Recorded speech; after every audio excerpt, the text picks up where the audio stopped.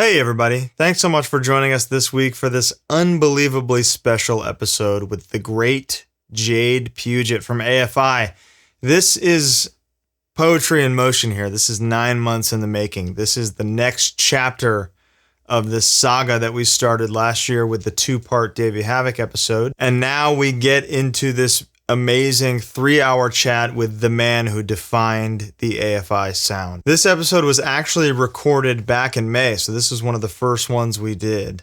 And we've been saving it for this very special week, and here it finally is. Jade is a hardcore kid through and through, even at 52. And while I feel many weeks it takes 10 to 20 to 30 minutes to warm up with our guests, Jade gets right into it in a way that very few ever have.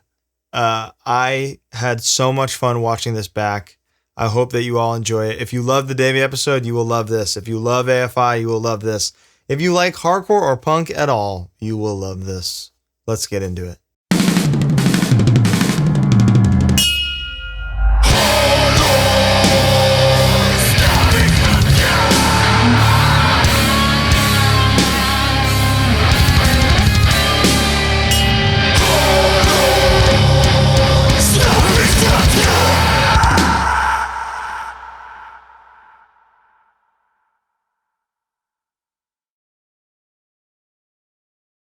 Hello, welcome. It's HardLore time. How you doing, Bo? What a beautiful day we have on the show this week.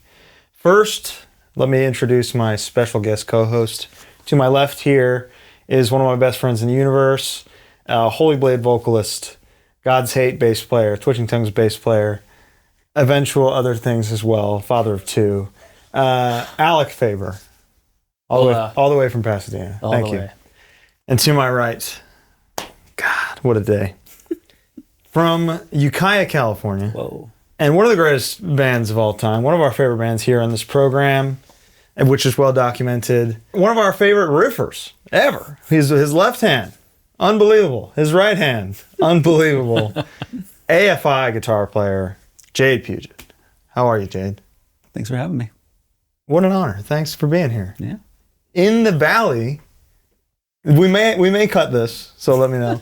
But there's a moment that we cut in from the Dave episode where I ask him if he lives in the Valley, and he goes, "I don't live in the Valley. Jade lives in the Valley." I shouldn't say that. I don't know where Jade lives. I mean, the Valley is a big place. It's not like, oh, he lives in the Valley, as if anyone would come bother me anyway. I've never seen you around. Yeah, I mean, I live in Woodland Hills there.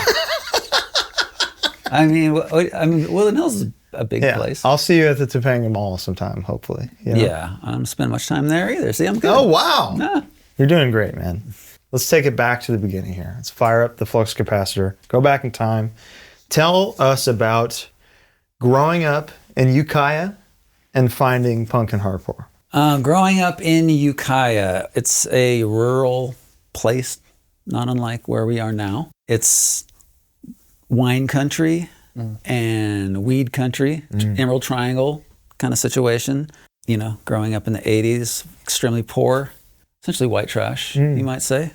Discovering music in general, or discovering music into how that correlates to punk and hardcore? Well, it didn't correlate right away because, the first things I discovered, my mom was playing, like every mom was playing Michael Jackson, and Prince, and Sade, and guitar there, and soul music, and Motown, and a lot of classical. She was a classical pianist and composer. Even though we were poor, she always had a piano, and so my earliest memories are sitting there listening to her play classical music, and that was my first awakening to music, and where I felt something. You I was enjoyed really young. Yeah, I was probably like 2 or 3, but I remember sitting on the couch with my legs like straight out because I was, 2-year-old, and starting to feel something from this pieces of music, classical, because there's such a fundamental emotional aspect of classical. Yeah. And I still love it to this day just because it was like the beginning of my musical whole. And it is the DNA of like everything. Yeah. Yeah. So you like it in some way, whether you know it or not. So from there, I just did what every 80s kid did and listened to what was on the radio. And the first thing that I got for Christmas was like Men at Work, Business as Usual, which still is like banger, no skips. A really great, I wouldn't say underrated, because it has hits on it, but the songs that aren't hits are underrated. That's a great album. And then Stray Cats, Shake, Rattle, and Roll had such problematic songs as Sexy and 17. But, I love that, Stray Cats. Yeah. From there, it wasn't until sort of middle school where I started hearing about punk and discovering punk, and that's what led me on the path that put me on this seat right now. And is skateboarding a big part of that at any point? Back then, skateboarding and punk were inseparable. Okay. No one I knew, and I knew everyone that skated in my town because there was only a few of us. No one didn't listen to punk. And no one didn't listen to punk? No, not a single skater didn't listen to punk, and not a single person that listened to punk didn't skate. Wow. Like, I didn't know anyone that, I listen to punk, but I don't skate. We all did both things. So to me, it was kind of the same. I discovered skating probably like a few months before I finally discovered punk. Although I had the Pistols, I had Sex Pistols, never mind the Bullocks like a lot of people did. And I got the other Sex Pistols stuff, Great Rock and Roll Swindle, which was not good, and the Sid Vicious solo record, which is not good at all. No. But I was down because I'm like, I'm trying to find my way. Yeah. And this is the only thing I knew. Punk was Sex Pistols. I don't even think I knew about the Ramones at that point. It was just like, this is the thing that is This punk. is punk and this is skateboarding. Yes. Is this when you invented the Muhammad Ali? The Muhammad Ali. Yeah. Can you describe that to me? I don't even remember what it is. I haven't even heard of this. You must have went very deep for that. I don't know. He does this. He'll get lore you don't even know about. Remember. In fact, there's only one piece of footage of me skating, even though I skated for a long time, and I posted it on my Instagram. You can find it. Is it like a regular Ollie, but I don't remember. Mohammedish in some way? It's some Mohammedan element to it. I don't know. I think it was maybe like, I don't know. That's good. Now I got to go ask We'll some check people. it out. I'll go ask some people. Did you know that Fem from Ukiah had a baby and named him Jade? Oh, man. This is like some Nardwuar level shit. Fem, a.k.a. Aaron Fembra, is like my best friend, and I discovered skating with him. So He was like, he and we were each other's only friend. We played Dungeons and Dragons. Hell yeah. And we skated until I found the other people that did these things in my town. Awesome. It was just him and I. I did not know that, but that is actually flattering. Pretty cool. He became a hippie, which is cool. It happens. It happens. He moved to Oregon and became a hippie. It's one of the many routes. Yeah. Yeah. Yeah. I mean, there's worse things you could do. 100%. Yeah. So yeah, when in middle school, I finally started hearing about real punk. Yeah. Real punk. I mean, Sex Pistols is real punk, I guess. But, I've told the story. There was a kid in my science class, an older kid, who told me about Minor Threat. And he's like, there's a band called Minor Threat, and it's skinhead music. And if you're not a skinhead, you can't listen to it because they'll beat you up. And I was like, damn. Like, did you shave your head? Well, I was like, I'm willing to risk getting beat up by skinheads to listen to this music because this sounds very cool, like a forbidden music that only skinheads. I didn't really know what a skinhead was, but I didn't hear Minor Threat at that time. I only heard of Minor Threat. The mythos of you get killed if you aren't if you're not bald. And a similar thing with Suicidal Tendencies. There's a dude, we were skating one night and this dude kind of appeared out of the shadows that we had never seen before, and he was from down here. And he's like, yeah, you guys listen to punk. He's like, you heard of Suicidal Tendencies? I'm like, no. Wow, that sounds cool. Yeah. He's like, yeah, they're like basically a gang called the Suies, and like, yeah, if you try to like go to their show, it's basically over for you. You'd be lucky to survive. And I was like, whoa. That's awesome. Like, where are they playing? And so that was another one. I was like, I got to find out about this band. When does the guitar enter your life? That was much later. Well, I guess everything seemed... It's very fast. It was really like this, but it seemed like way later.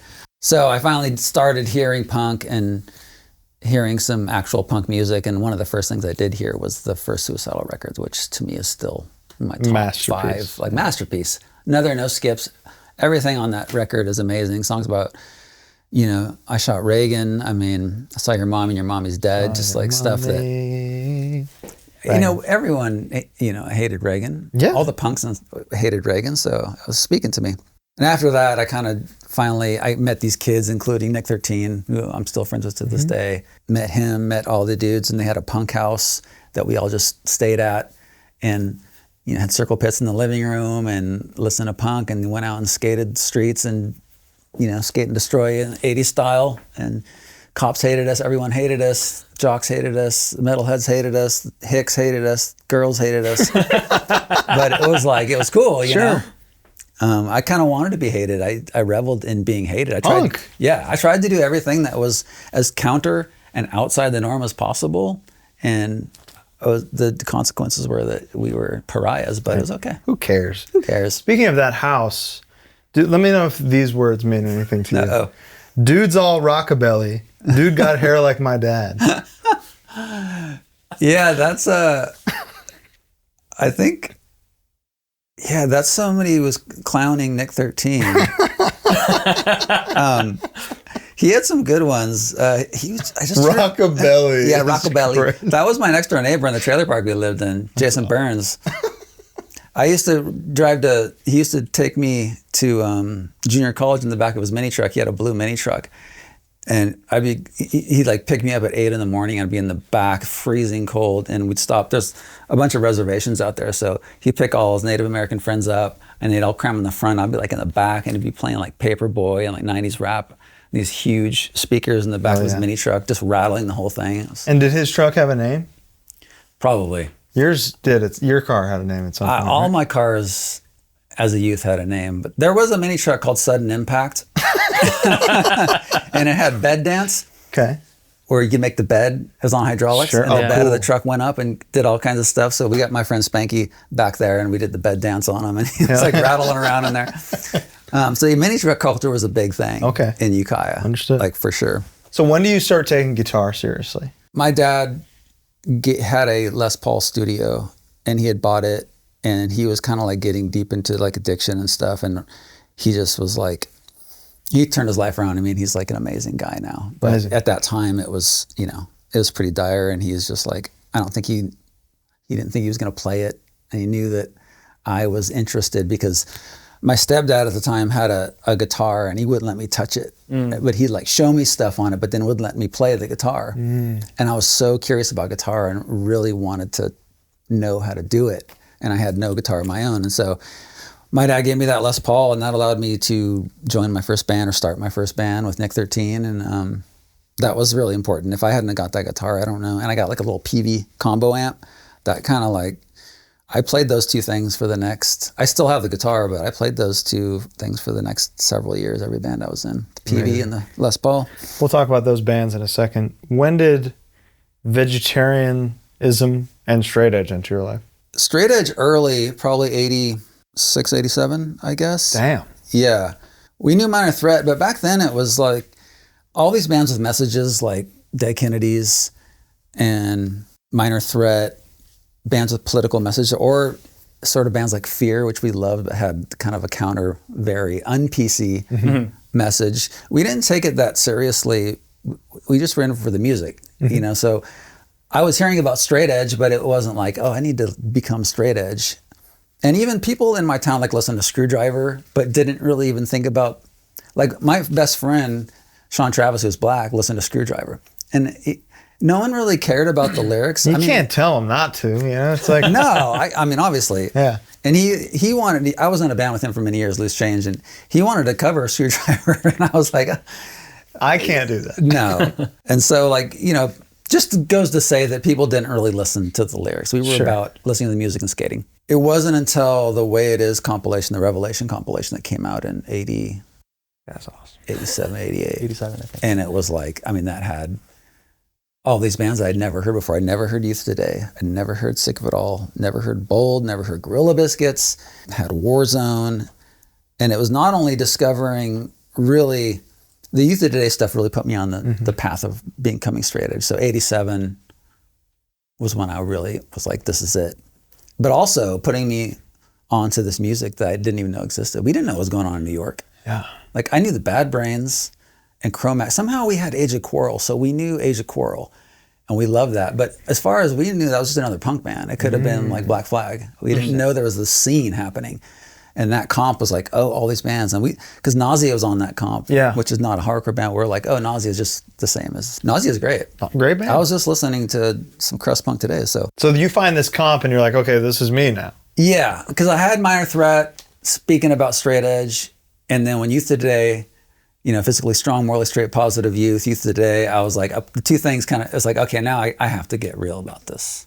And was Unit Pride, those guys, was that part of your circle, immediate circle? No, like I didn't meet Eric until much later, like in the mid 90s, because we didn't even know about Gilman Street at that point. Okay. Wow. Like you guys were so in your own world over there? Yeah, and the only way you knew about shows was the pink section of the San Francisco Chronicle, which had Bay Area venues, but it didn't have Gilman Street because that was like a indie collective kind of thing. So we didn't even know it existed until years later. But wow. So yeah, Straight Edge 87, which would turn out to be an important year for you numerically. Yeah. What about being vegetarian? That also came way later, not until I joined AFI. Oh. Because those guys were all vegetarian at the time. And even, when I'm like, Dave wasn't vegetarian when I moved to Berkeley, he was right before he went vegetarian. So yeah, it wasn't until I joined the band where I was like, you know what? I need to try this out. I need to see what this is about because I'm in this band now and I want this message to be cohesive. Yeah, and it wasn't, I was just like, I'm going to try it. I don't want to be phony with it because straight edge is something that is so deep within the core of my being. Like, I wouldn't consider drinking, like, I wouldn't even think about it. Like, I would pick up a brick and smash myself in the nuts either. Like, it's just something I don't even think about doing. Well said. And not to judge anyone else, but this is just like, it's so much a part of me. Whereas vegetarianism was something like, it's the right thing to do, don't get me wrong. Yeah. But I was like, let me try this out and see if this is for me. Is there any contentions about you not being vegan in the inner band contentions? No, because Adam's not vegan. Okay. So he's still outnumbered a little bit. And Hunter is vegan. Hunter and so it's... Yeah, Hunter is actually more OG than even Dave. Yeah, Hunter is, I don't think, he's been vegetarian his entire life and then vegan for a very long time. Is there like an unspoken, there's bands out there that are not straight edge bands, but everyone in the band is straight edge. Is there any kind of like unspoken idea of that being a part of AFI, even not necessarily like out in the open, but like the core of the four of you? No, because Adam always drank. Okay. He's been sober now for many years, and Hunter actually never did anything. Hunter and Dave have never taken a drink or done anything their entire life. Whereas when I was young, because I was a fucking feral white trash child, I experimented. It wasn't until I, really committed. You don't invent the Muhammad Ali sober. Exactly. I mean, come on. I had to get the inspiration. Exactly. He's probably drinking some like Country Club 40s or something. Redemption 87. Yes. Let's talk about it. How does that come to be, and how do you meet those guys? I met Eric. He was working at a record store in Berkeley. So I moved to Berkeley in 94 to go to the university there. Dave was already living there going to Berkeley. And he and I actually had a class together. His last, because he dropped out to do AFI, and his last semester was my first. And so we had a class together. But he introduced me to Eric. And later on, Eric had started Redemption. I think like Lars and Timmy Chunks were kind of like the first. Lars from Rancid were like the first. And Eric started that band. But then there was a dude named Scotty who was playing guitar. And then Scotty went away or, I don't know, left. And they were looking for a new guitar player. And Nick 13 and Dave were both telling Eric, like, you should consider Jade, like, he's a great guitar player. And at the time I was playing pop punk and loose change, like that was my thing. But they're like, this guy, because I loved hardcore too. I had for years now. Was Influence 13 a hardcore band? No, but it was a weird thing where it was like we were really influenced by like Jawbreaker and Sam I Am, but also by like Capital's Casualties and DRI. So there was like this super beautiful melodic part and then like this insane blast beat thing. And this was like, 91. Sure. But those would be like together. It was a weird band. So is Redemption 87 like the first proper hardcore band that you end up playing in? Yeah. Wow. There was this exchange student that moved to Ukiah from Germany named Stefan, who was a drummer, and he was obsessed with hardcore and he loved Madball and all this stuff. And so we tried to start a band in that style. But it was like, we had like one rehearsal, so it wasn't really a band. It didn't have a name.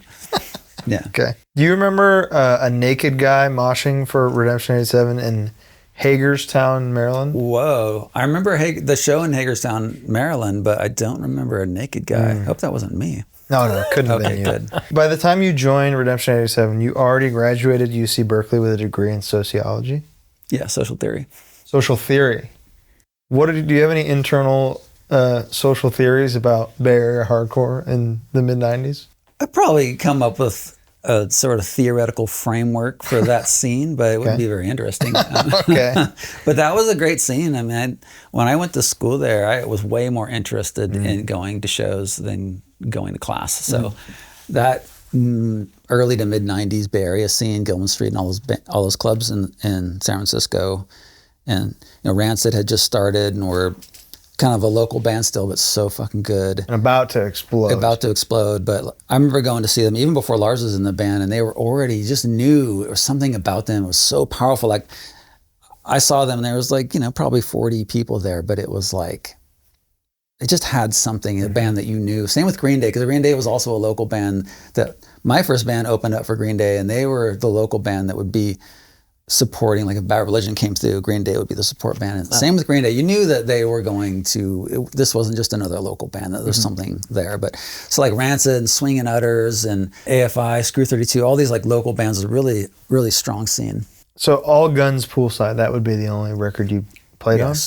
How collaborative was that? It was Ian, the bass player, wrote some songs and I wrote some songs, so we kind of were separate. And I'm kind of rueful about that record because I felt I was a little timid in my writing on that. Like, I'd be writing Black Sails like only a couple years later. Yeah. But that record, I don't know. I was too worried about stepping outside the box. So some of the stuff it was a little too on the nose hardcore when I could have injected something more interesting into it. So I'm not that happy with my contribution to that record, but it's a good record. It is. I'm a big Redemption fan.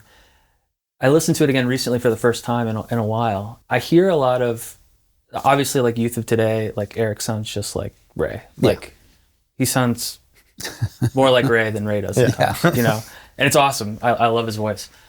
But musically, like, obviously there's Youth of Today, but I do actually hear, like, it's like weirdly Bay Area punk, not necessarily like Youth Crew 88, 100%. And I think that those elements are actually like, make it more unique. It's not right down the middle. It isn't, and even the first record especially. Yes. That's a weird record. It is like Spidey Song? Spidey Song is like kind of a crazy song. A lot of those songs are weird. They don't sound like hardcore, the song structures, and I think it's because, Timmy, who was in Token Entry, and then Lars, like there's just the different disparate songwriting. It's a very weird record. It's like melodic in a way that Youth of Today never was. Totally. Yeah. But Eric was obviously a huge Ray Capo fan, or huge, like he went there as a kid, like, stole his mom's credit card or something and went to New York and stayed on those guys' couches in like the mid 80s and was really in that scene. And obviously he took a lot of influence from that. And nobody has done it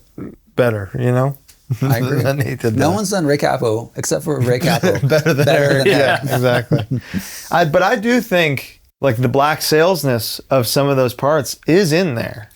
There's the Jade is in there growing. The Jade was a little trepidatious to come out. Sure.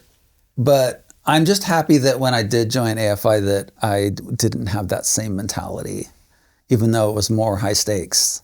Like there was not very many stakes with Redemption 87, but I still was like, I just better play some like, E minor, go up to the octave, the minor 2, and then I'll hit the tritone and like the hardcore chords. 7/5/8.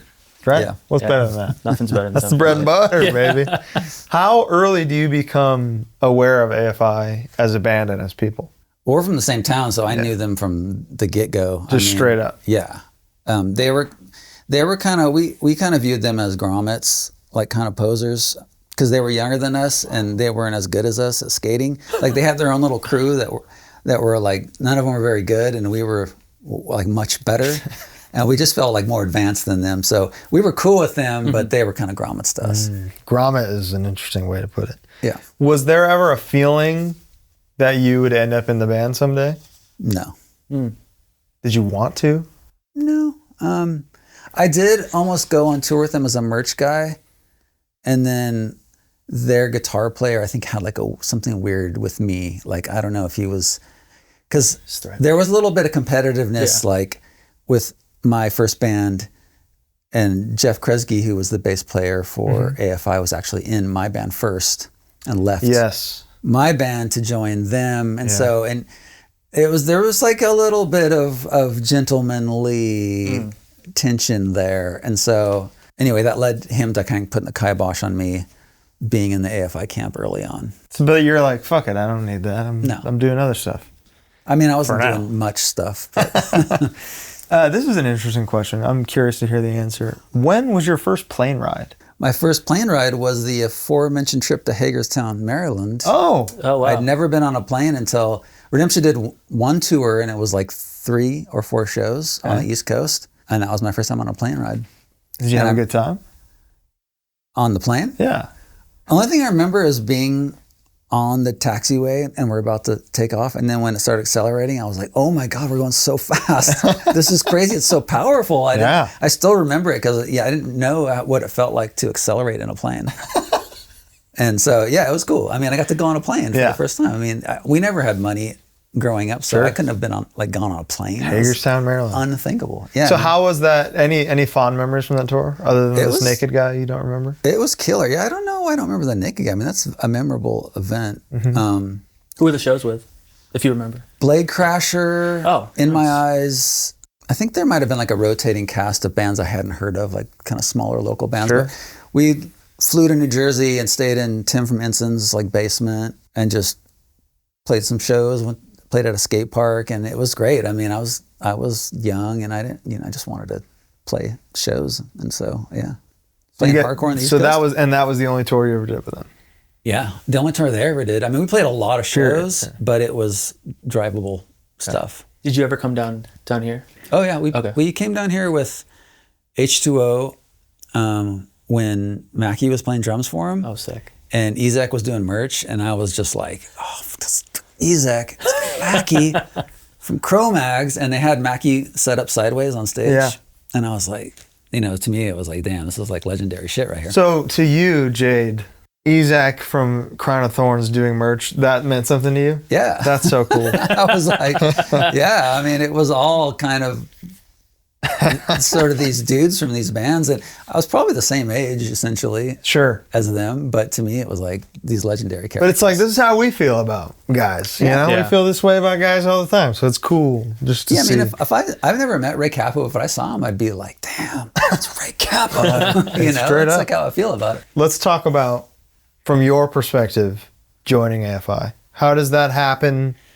Why is it the right time? Why are you the right guy in your mind, I've thought about this a lot because who knows what I would be doing? I wouldn't be here unless you guys wanted to talk to like a freaking social theorist or a bomb or something. I don't know.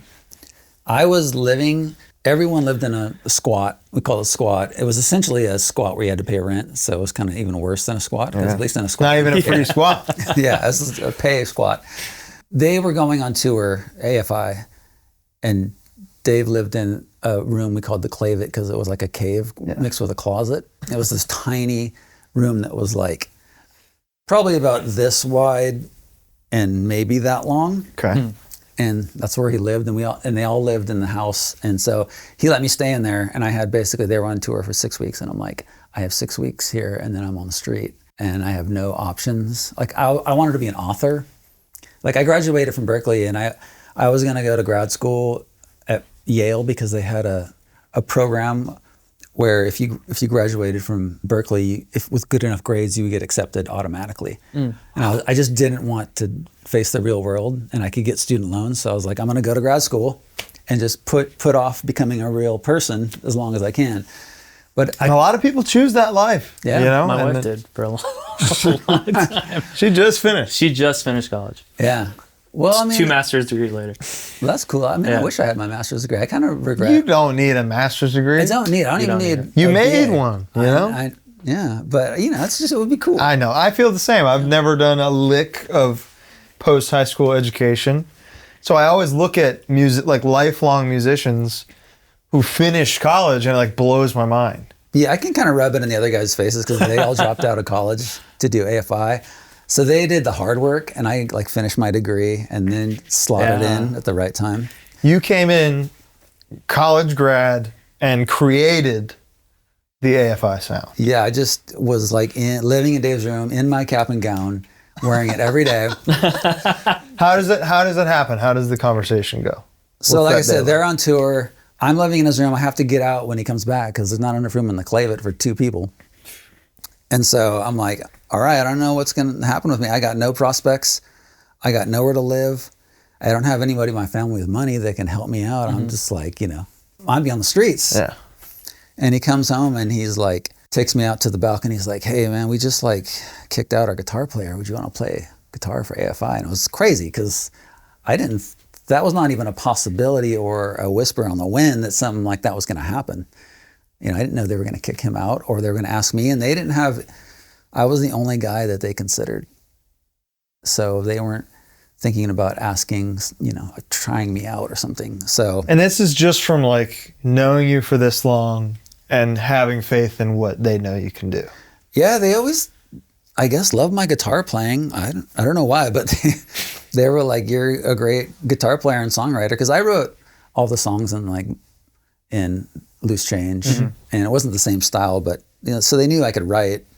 And so and that day we started writing Black Sails like that very day. Yeah, you came with the Malleus chorus. Yeah, so that was still sitting on the balcony. I went and grabbed my acoustic guitar, and I was like, I had this part that was kind of like, I think I've been listening to Call My Brothers, the Ignite album.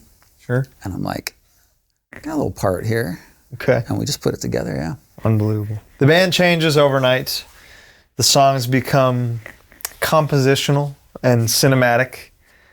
How natural is this record for you to write? Just this first one. Does it write itself in a way? Pretty much, yeah. I just knew that AFI was an established band and they had 3 records out already, and I didn't want to come in and now I was going to be the songwriter essentially. I mean, Hunter wrote 2, but the guy that kicked out had written all the songs on the previous record, and I didn't want to like ruin the band. Like if I came with some whack songs, I could ruin these dudes' livelihood in their band. Yeah. It wasn't much of a livelihood at that point, but so.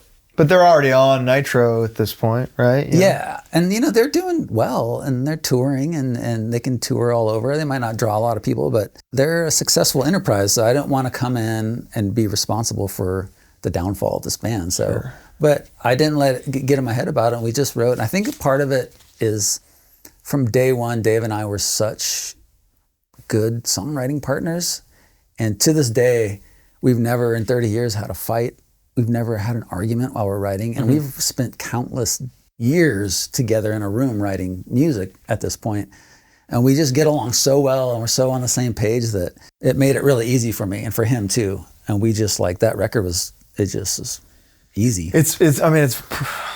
There's definitive, well-documented proof of how lucky you guys are to have found each other. Was there a riff or song that for you was the single kind of holy shit moment of okay, this is working and it's awesome? Everyone was kind of cool and different. I mean, a song like Prayer Position, that's a hardcore song. Straight up. The whole song is a hardcore song. And so we were both huge hardcore fans, obviously. And so I'm like, oh, we can do hardcore and it sounds killer, but it doesn't sound like everything else. It sounds kind of like our version of it. And then Strength to Winning with the first song on the record, I remember we went and saw the Deftones at the Phoenix Theater, and we were driving home, and I was thinking about what would be a good intro for the record. We just started kind of going back and forth, and we came home and just ran up to the room and wrote that song, and it was just like that. Everything we did just felt new and exciting and fun. I didn't think that we're writing the best songs ever, or this is going to be a great record, or this is going to be anything. It was just, just writing. This is fun. This is cool. Cool, man. What is your favorite fret? I mean, there's different frets that kind of have their own magic. Yeah. I mean, it wouldn't shock anyone to know that I'm an E minor guy. Yes. Yeah. I mean, E minor. You're kind of the king of E minor. E minor is the king of chords. Yeah. Because you got the low E minor, which is the heaviest chord in standard tuning. Right. And then you got the octave up here. Beautiful. And going back and forth between those things, I mean, you've heard me do it a million times if you listen Fall to Children. AFI. Oh, And it's because I love that chord. And so the 0 fret okay. or the 12 or the seventh fret. Seven. Yeah. The 0 fret or the 7th fret got to be the best frets. I love it. Yeah. I love it. It surprises me, the fact that 0 is your favorite, it surprises me how much restraint you have to not just throw a big breakdown in sometimes, you know? Well, there's some big breakdowns early on. But are there, is that something you fight where you're like, I can't do that? I did kind of think, because at that point, I had been listening to hardcore for a long time and do the whole kind of Earth Crisis Snapcase, which I fucking loved. Yeah. But I felt like in AFI, it sometimes felt token to do it. Like there's a song Porphyria on that there album sure is. that has a big hardcore breakdown, essentially. And it just felt like if we go back to this well too many times, it'd be like, here's AFI kind of ripping off hardcore and doing like a pastiche of hardcore. I didn't want to be that guy. Did it already feel like by the time you joined that you, not to say that you're past hardcore, but like, did it already feel like it's too late to do those things? Kind of, because that mid-90s era of hardcore was kind of the last era where I was fully like tapped in.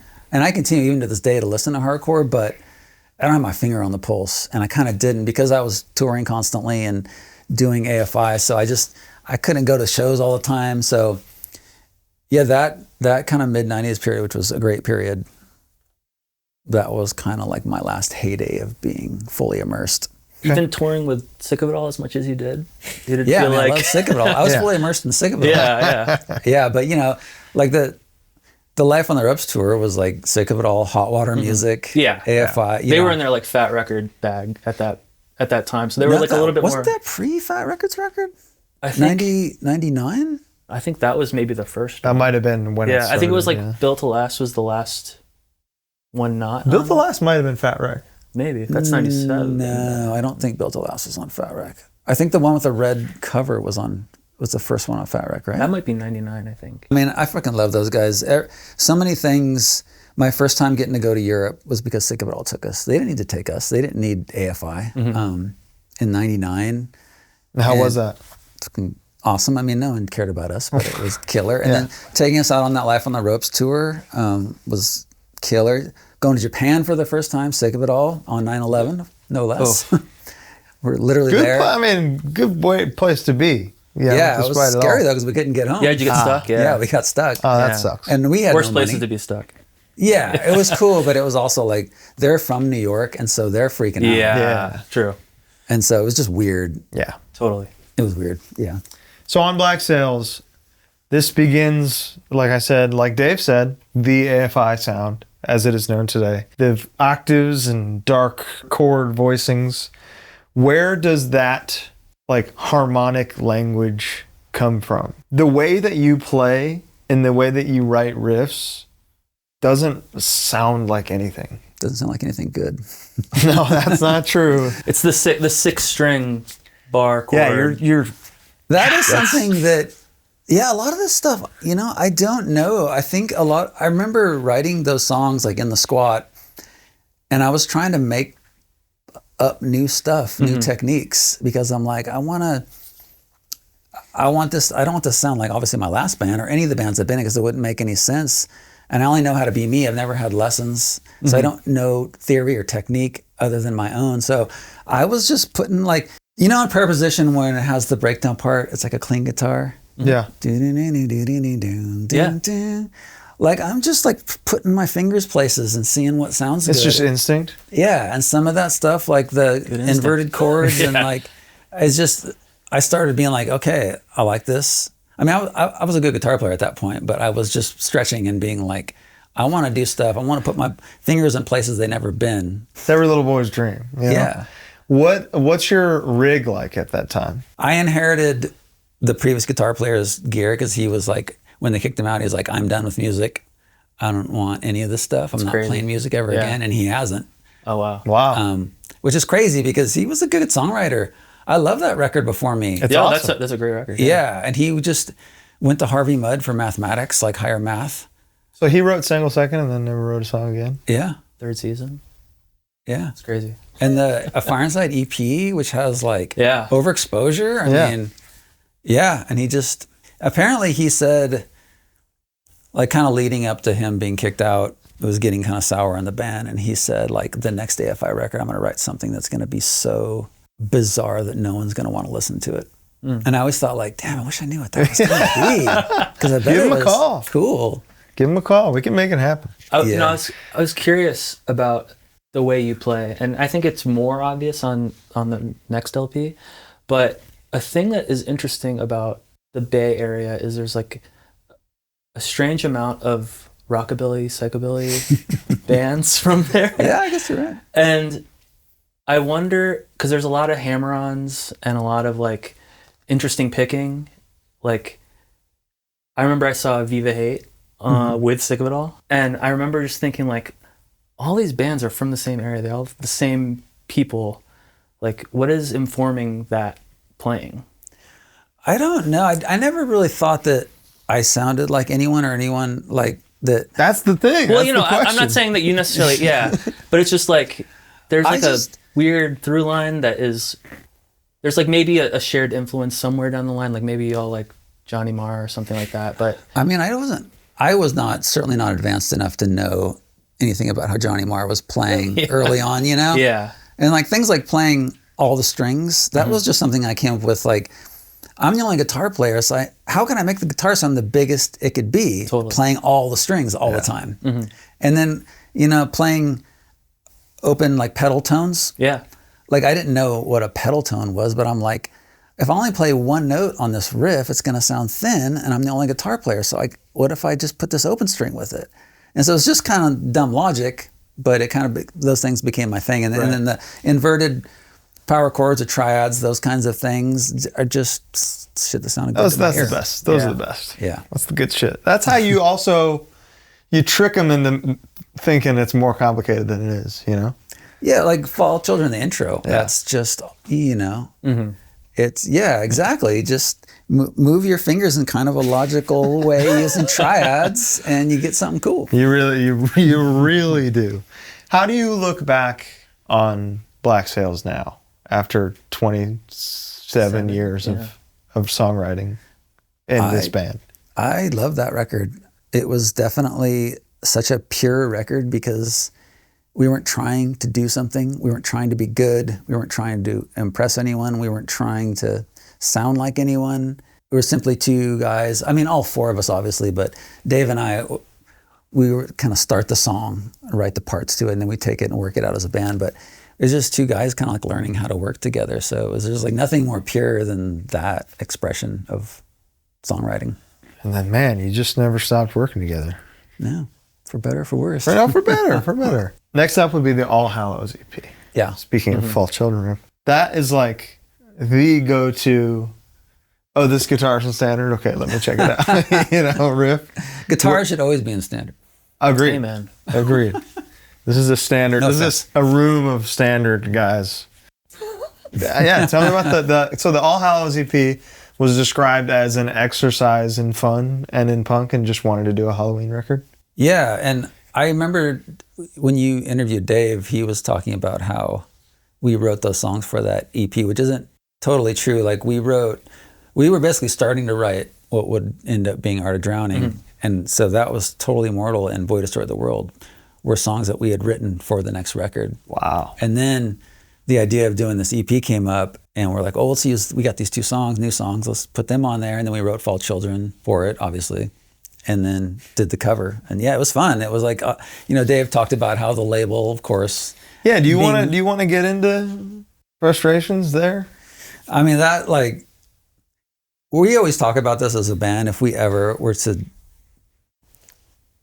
tell the whole story of that, it'd probably be best if it was all of us. Yeah. Because we all have our own perspective. And it was the shittiest thing I've ever experienced as a musician or in the industry. Yeah. All of us.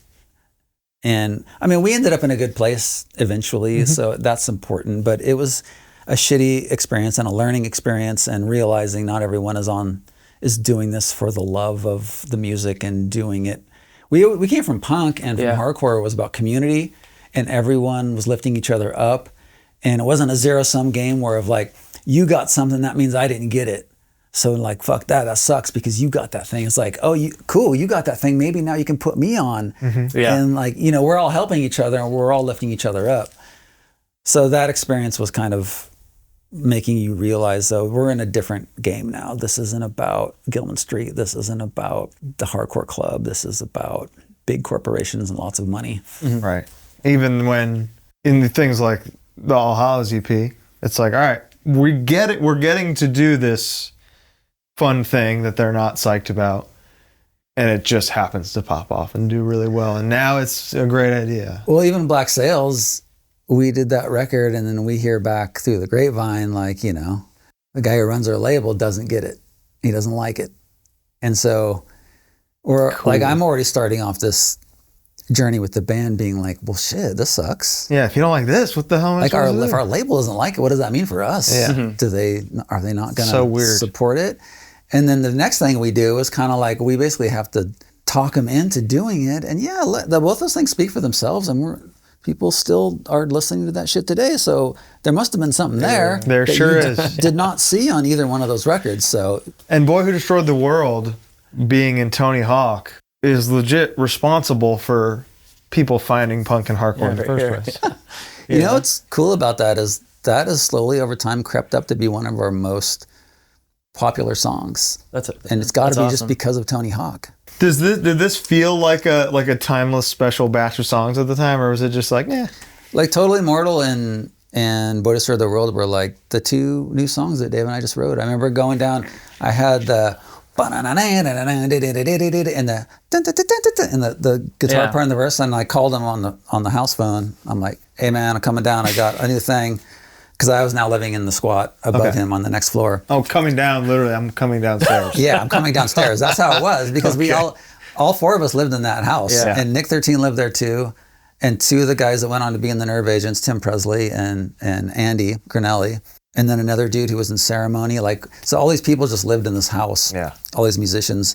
And so, yeah, I'd call him on the phone. I had a riff. I'd be like, come down to your room or come up to my room. And I just go, I remember sitting there writing Totally Immortal and those things. We just like banged them out in, half an hour. You don't even tops. think about it. Yeah, because we were just on back then. I knew that no matter what I played, Dave was going to come with something great.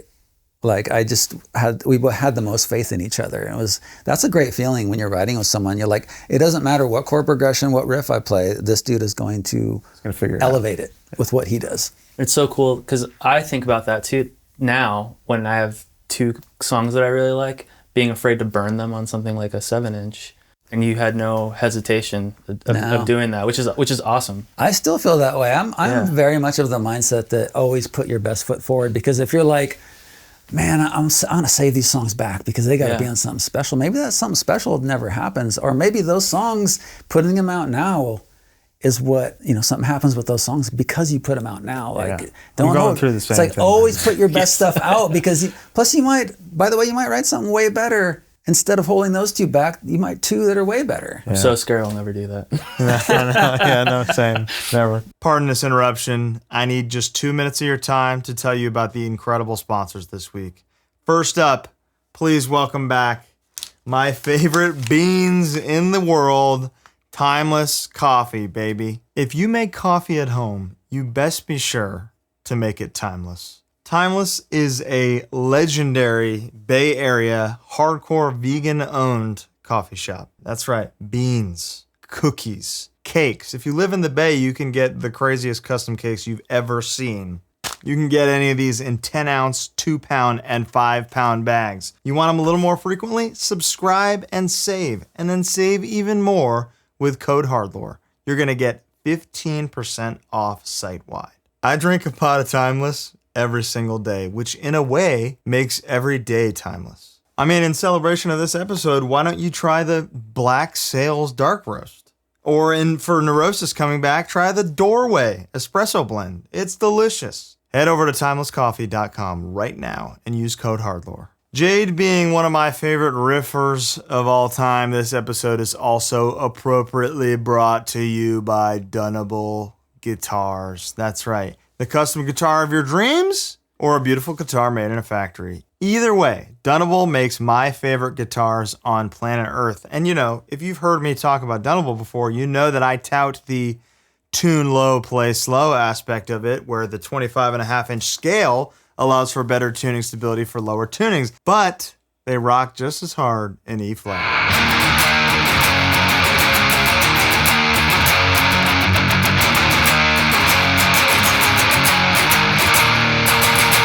And Dunnable right now is offering you 15% off a guitar. It's out of control. Everything else in the world is more expensive right now, except for a Dunnable. So build it or buy it, Dunnable's got your back. Visit DunnableGuitars.com using code HardLore. And nothing feels better than a Dunnable in standard tuning playing this riff.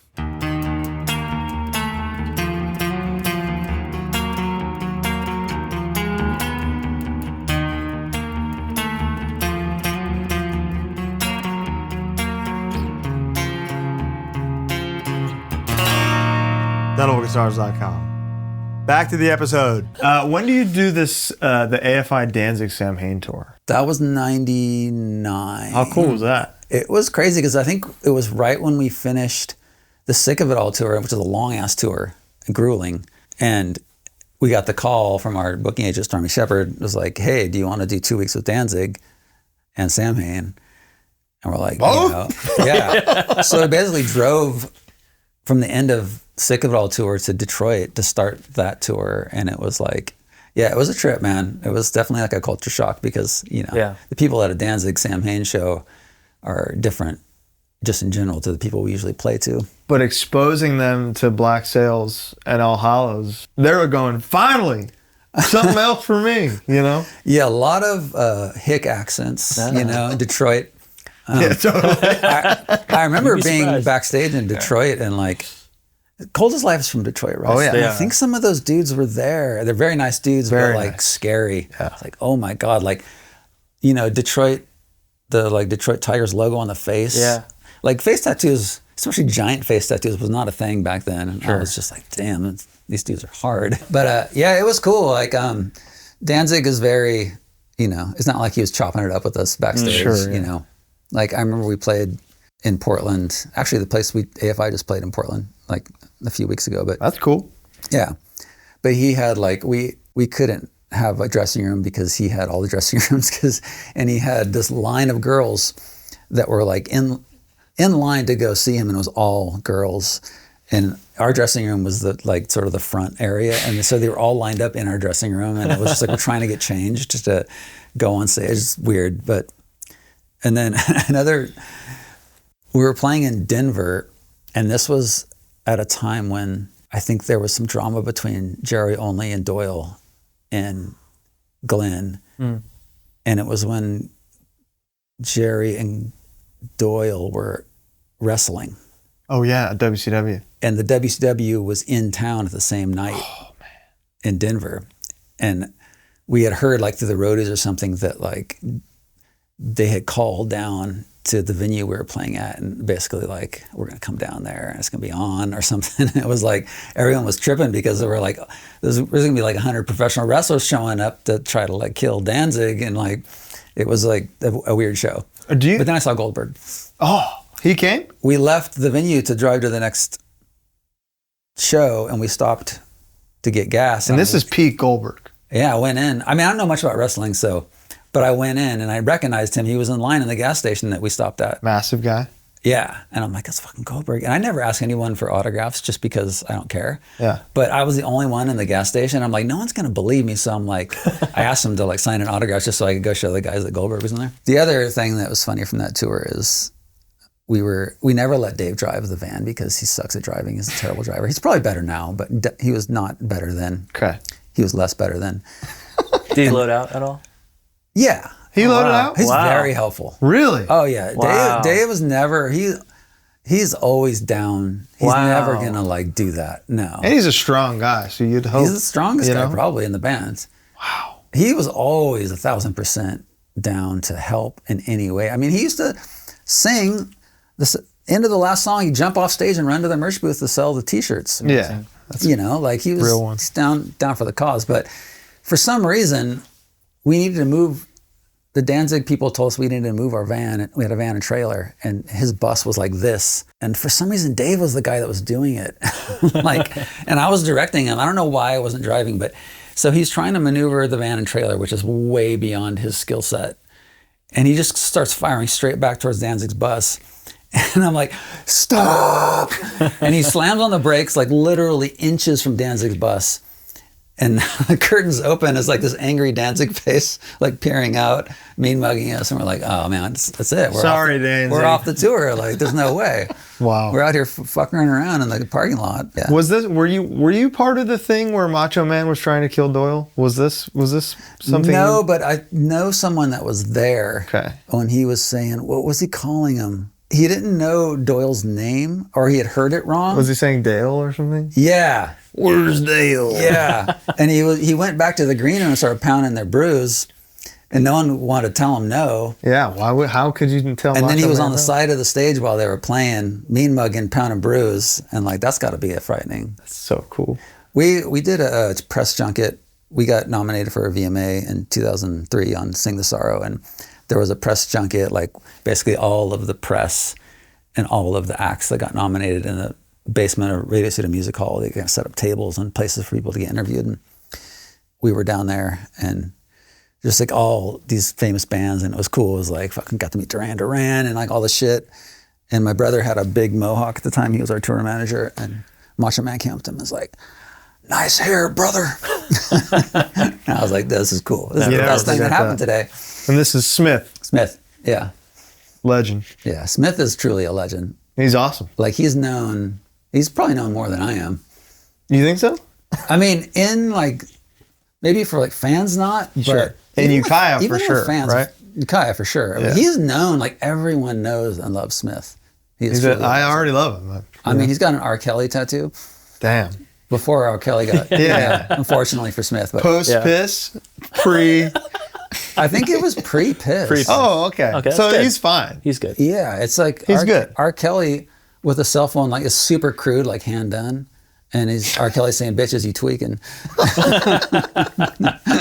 Did you know that after the piss thing happened, R. Kelly he had one of the like legendary Neve consoles Whoa. and sold it to 311. Whoa. He liquidated after the piss, and now it's in North Hollywood. He liquidated and then liquidated. Liquidated the piss Damn. and then liquidated after the piss. Art of Drowning. Speaking of piss. Speaking of, Art of Drowning, we already know you've been writing it because now we know Total Immortal and Boy Destroy the World were supposed to be on it. Is the goal with Art of Drowning, okay, this worked, let's keep it going?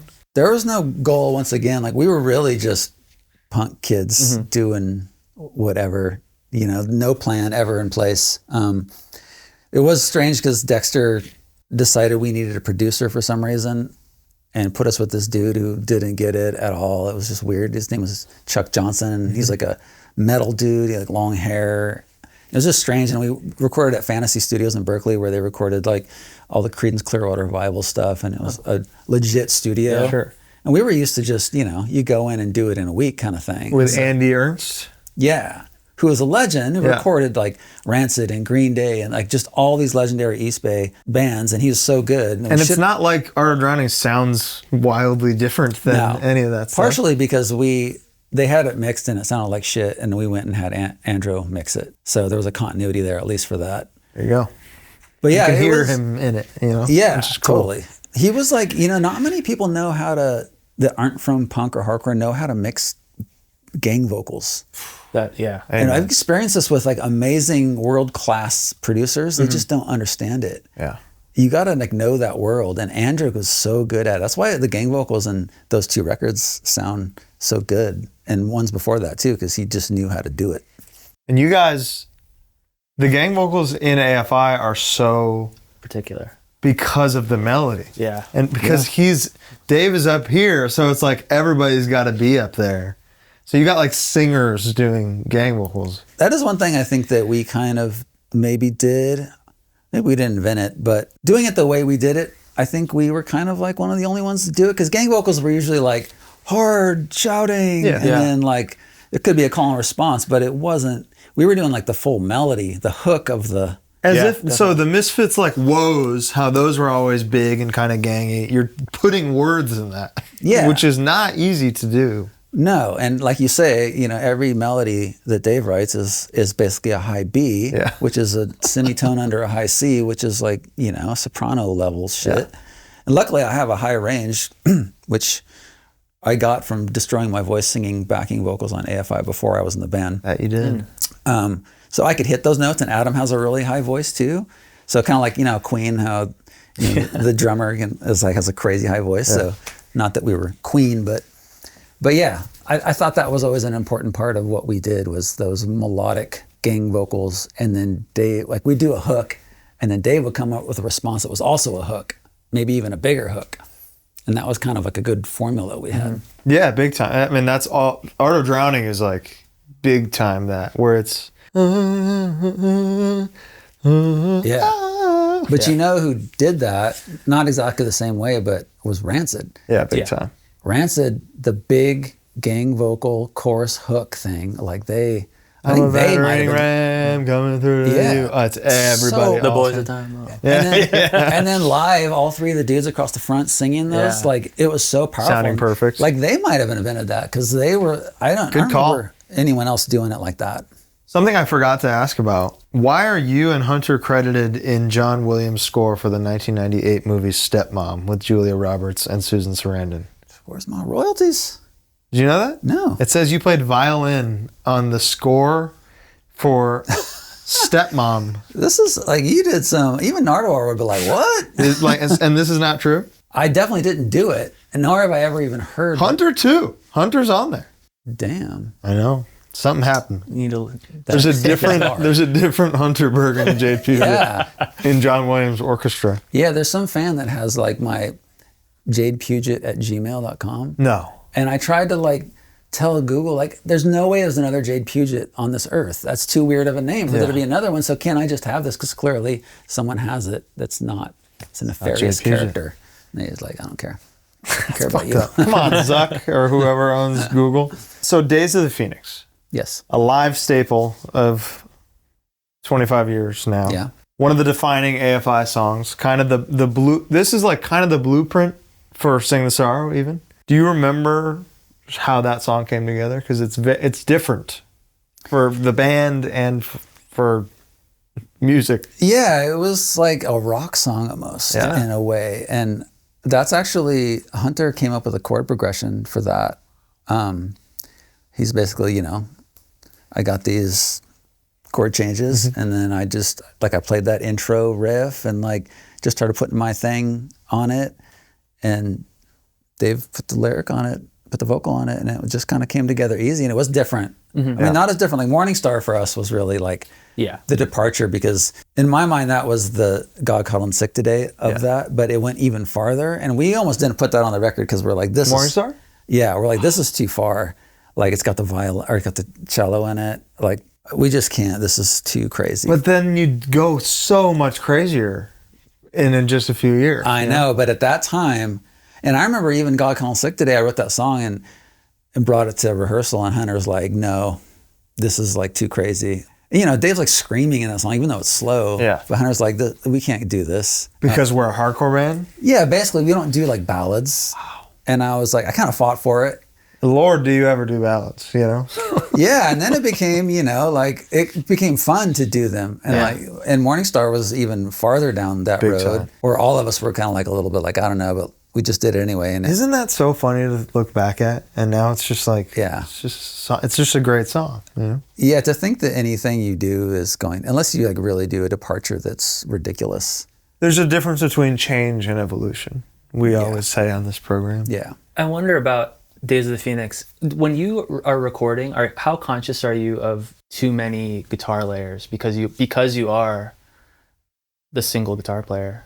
I never really thought much about it. I did think in my playing to try to write parts that were gonna sound good live and sound big.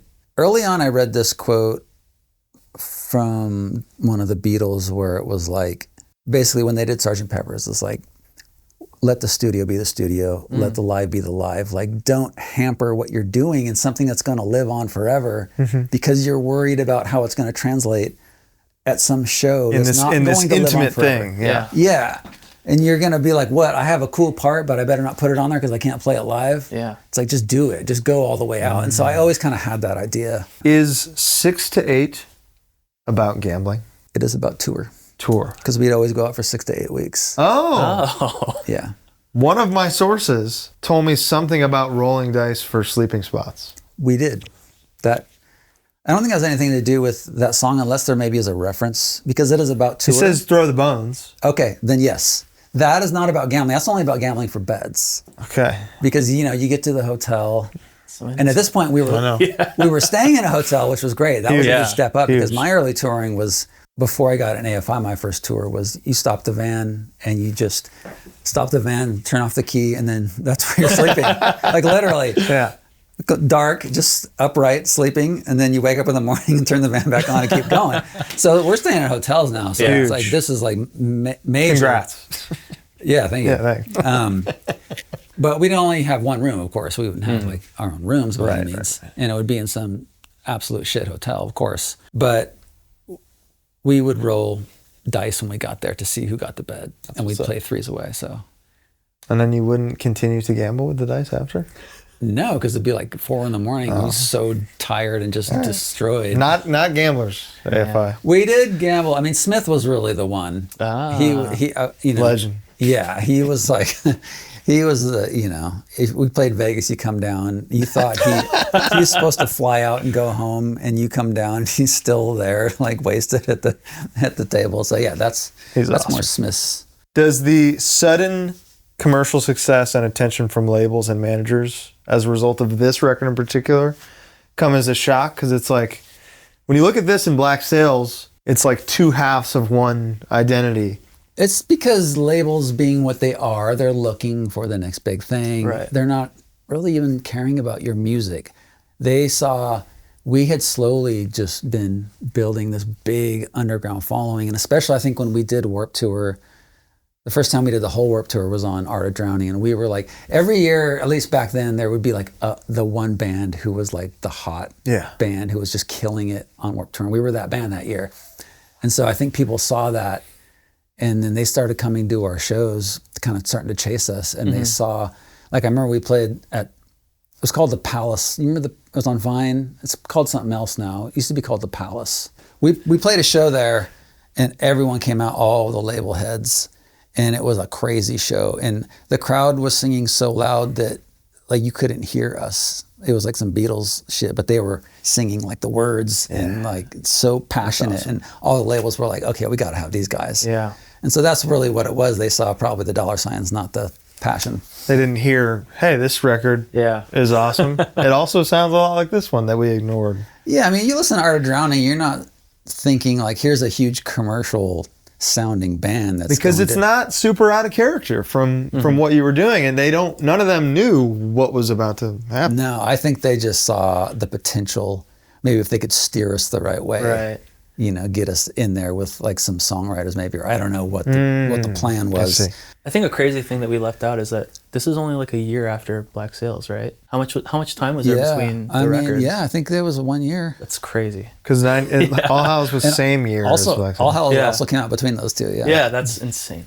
Yeah. Imagine doing that now. It's great when you're young, man. And in fact, Sing the Sorrow could have been a year later too, because it was just all the bullshit that went on that caused it to not come out to 2003, because we were done writing it by 2002 and we were in the studio in 2002. So yeah.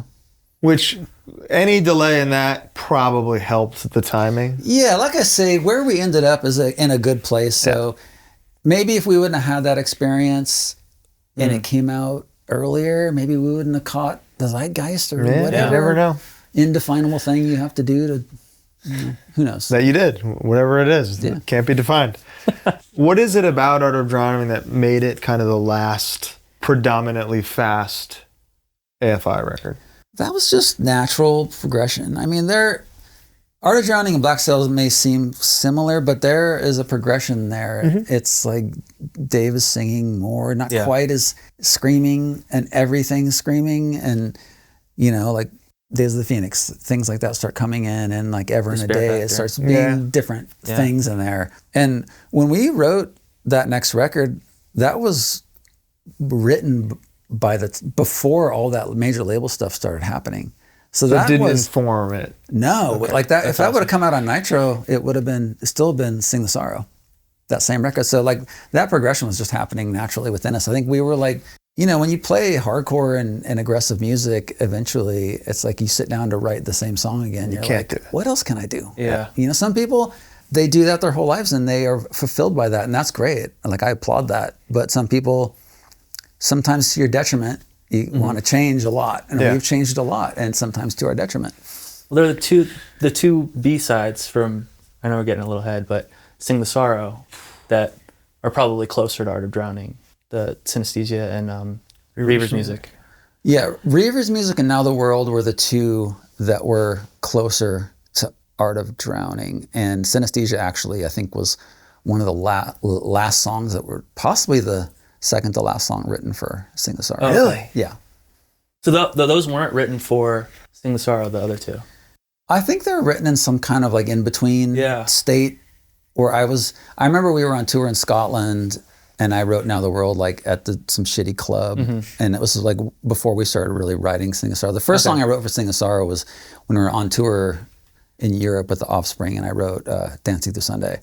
And I was thinking like, it was weird, I was thinking like, man, I'm not gonna write melodic shit like the last record. I'm writing some hard shit, like as if the last record was, you know, was like some radio rock. And you brought up this song, this solo.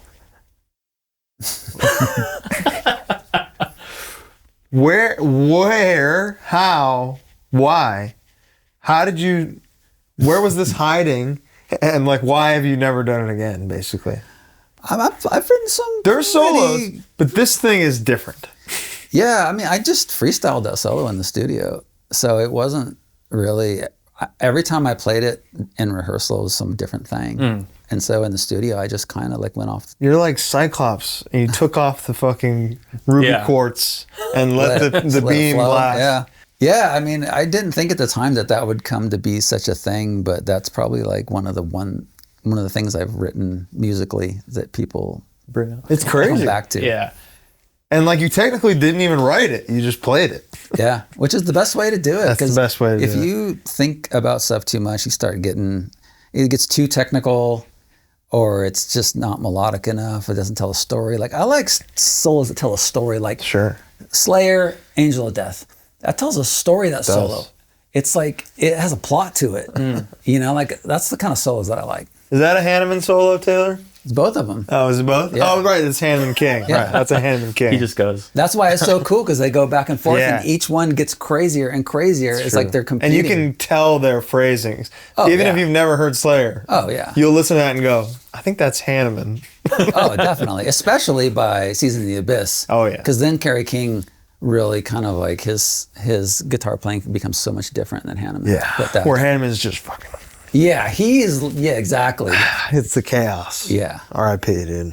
Tell me about working with Jerry Finn and Butch Vig on Sing the Sorrow. Yeah, first time working with real producers, which is crazy because we still had that mentality of just, let's go to Art of Ears and record the new record in a week and we're done. And once we signed to a major label, it was like, no, why don't you, let's get you in with these guys. And the guy that signed us, Luke Wood, thought, I think Dave probably covered this, but he was talking about how this is going to be a special record. What if we had two amazing producers? Because it's not very often done. Because it is crazy. It's pretty crazy. And Butch, I don't think has ever co-produced anything. He didn't need to. No. Right. And Jerry either at that point. And so we met with Butch first, actually, and it sucked because he had Bell's palsy at the time. So like half his face was like paralyzed. But we demoed with him, and we actually did a song. First we went with Mark Trombino, who did Clarity. Yeah, and Bleed American. Like two of my favorite records of all time. Masterpieces. 100%. Simply, I like push for that because I love those records so much. Yeah. And Bleed American sounds... It's like the heaviest pop record ever. And they were DreamWorks as well, right? Yes.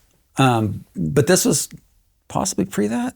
But anyway, I love those records, especially the programming that Trombino did. And that was one of the reasons, because I was really getting into electronic elements. Yeah, you bringing were. that into our music. I'm like, well, this dude gets it, because listen to the stuff he did on Clarity. It's so killer. And he just like, I don't know, it was weird. He didn't really, it just felt like his heart wasn't in it. But we recorded some songs that have never made it that would have been for Sing the Sorrow, like some really good, one that's like really fast and sounds more like Art of Drowning. That have not been released as B-sides? Never been released, never been heard by anyone but us. And it sucks because like one of them would have been like one of the best songs in Art of Drowning. Wow. And then another one that's like just a really cool, weird, almost like at the drive-in, aggressive, screamy kind of thing. And then we went in with Butch and demoed again, and demoed that same song again with Butch, the fast one. So there's two versions of it, one with Butch producing it, which is cool. And then we got Jerry on board. Legend, R.I.P. Yeah. I mean, Jerry is like... Did you talk to Green Day beforehand about him? No, I think that we... You know, it's weird. I don't think we even really met with him. Him and Butch came out. We played in Ventura, and him and Butch came out to see us play. And it sucked because, like, Nick 13 was there, and Jerry said something, and Nick 13 was going to beat his ass. And I'm like, dude, you can't beat his ass. Like, this is a dude. First of all, it's Jerry Finn. And second of all, we're going to work with this guy. But I love Nick. I mean, he probably had reason. You know, Jerry is a very snarky guy. So isn't it interesting to think that like so You Are the Quarry was a year after, or sorry, yeah, 04. A year after Sing the Sorrow, and Jerry was probably showing him Sing the Sorrow in that same time, and he was probably like, yes, turn this off, turn this shit off. I like the melody. When we did December Underground, because Jerry and Joe McGrath, who was the engineer who I love, I talked to him last night. They both went to England to do the next Morrissey record together, and were living in a house out in the middle of nowhere with Morrissey, and they had all kinds of great Morrissey stories from living with him and doing a record with him. But was that Ringleader? Yeah. Yeah. That's God. That sounds like a Jerry record to me. Yeah. Yeah. And they had Ennio Morricone on that. So they engineered that crazy session that didn't really make it at all to the record. Yeah, Jerry was really he didn't want to be known as the pop punk guy. He didn't want to be known as the Sum 41 Blink guy, you know, because he thought I have a lot more to offer. I mean, I became aware of him from him mixing Dear You, which is incredible, like one of my favorite records of all time. And then he mixed Out Come the Wolves and like produced some which of is that like the best record. sounding thing ever. So I think his bona fides, plus he's an Oxnard guy, and Oxnard punk, you know, like bands like Aggression and those kinds of bands, like we loved those bands growing up. So we didn't really need to meet with him. We already knew. And obviously Butch, his resume speaks for itself. Yeah. So yeah, it was cool. I mean, this record is not just like a collection of riffs, you know? Yeah. Whereas like hardcore music and punk music are collections of riffs that you throw some vocals over. It's like it's such a monumental undertaking that it's like prophetic, even that the label was like, you might want 2 massive producers for this, because it's like what you have is insane, and they kind of heard that before you did, it seemed like. Yeah, I guess, and I think obviously those producers signed on based on the demos for the record, and Butch once again and Jerry didn't need to, even if it was just one of them, they didn't need to do AFI. We were still kind of an unknown band. We were an underground band at that point. And the fact that they would put their egos aside together to work on this record speaks to how highly they thought of what we were doing. Yeah. I mean, it is a monumental, timeless, like objectively impressive collection of songs. So great job. Thank you. Pre-production. You said you did demos with Butch, you did demos with other guys. Did you thoroughly pre-produce the record with the both of them as well? It was pretty short. It was like maybe a week and a half or something. And a lot of it, because they're both drummers, Jerry and Butch, they like really were beating up Adam about it because they're just drummers. And so they're like kick patterns and like this and that. I remember that being a lot of the pre-production and drums, like dialing in drums. Yeah, because they just like that was, and it's smart because I've had so many questions about that, because Reavers and Synesthesia and Now the World is like, that's Adam's bag. The rest of the record is like uncharted territory for him. Yeah. So I imagine Butch just screaming at him from behind him. Oh my God, to get him through this thing. Butch has probably never screamed at anyone in his life. Oh, okay. He's like Midwestern, like nicest dude. Oh, imaginable. see, I don't know. That's awesome. Yeah, like Butch is like so nice. It wasn't that Adam was not playing well. It's just like It's a different thing. minutia stuff. Yeah. Yeah, and like they just because they're drummers, that was their slant. Plus, we're doing drums first. Yeah. So the drums have to be ready first. Totally. And we're doing them in the big room at cello, like where Frank Sinatra recorded and stuff. So we got to get this right. And then we recorded the rest of it in Studio B, where they recorded the Smiths and they recorded like Pet Sounds and stuff. So yeah, that was cool. Yeah. Just like Tom Petty and Courtney Love were recording in there when we were recording. So it was like this chaotic scene in the hallways. It was fun. It was pretty fun. But yeah, so pre-pro was relatively short. I remember we had already written the songs. Like, we're a band that comes in ready, and the only thing we really changed was on the song Paper Airplanes, there used to be a different chorus. It was like a halftime chorus. And so we're playing through the song, and Butch and Jerry are like, I think Jerry was like, is that like the best chorus that you got? I don't know. The song's good, but is that the best chorus? And I was like, okay, we'll write a new one. So I go, Dave, come on over here. We went over in the corner and wrote what is now the chorus in like 3 minutes. Yeah. And we're like, okay, this is now the chorus. And they were like, okay, cool.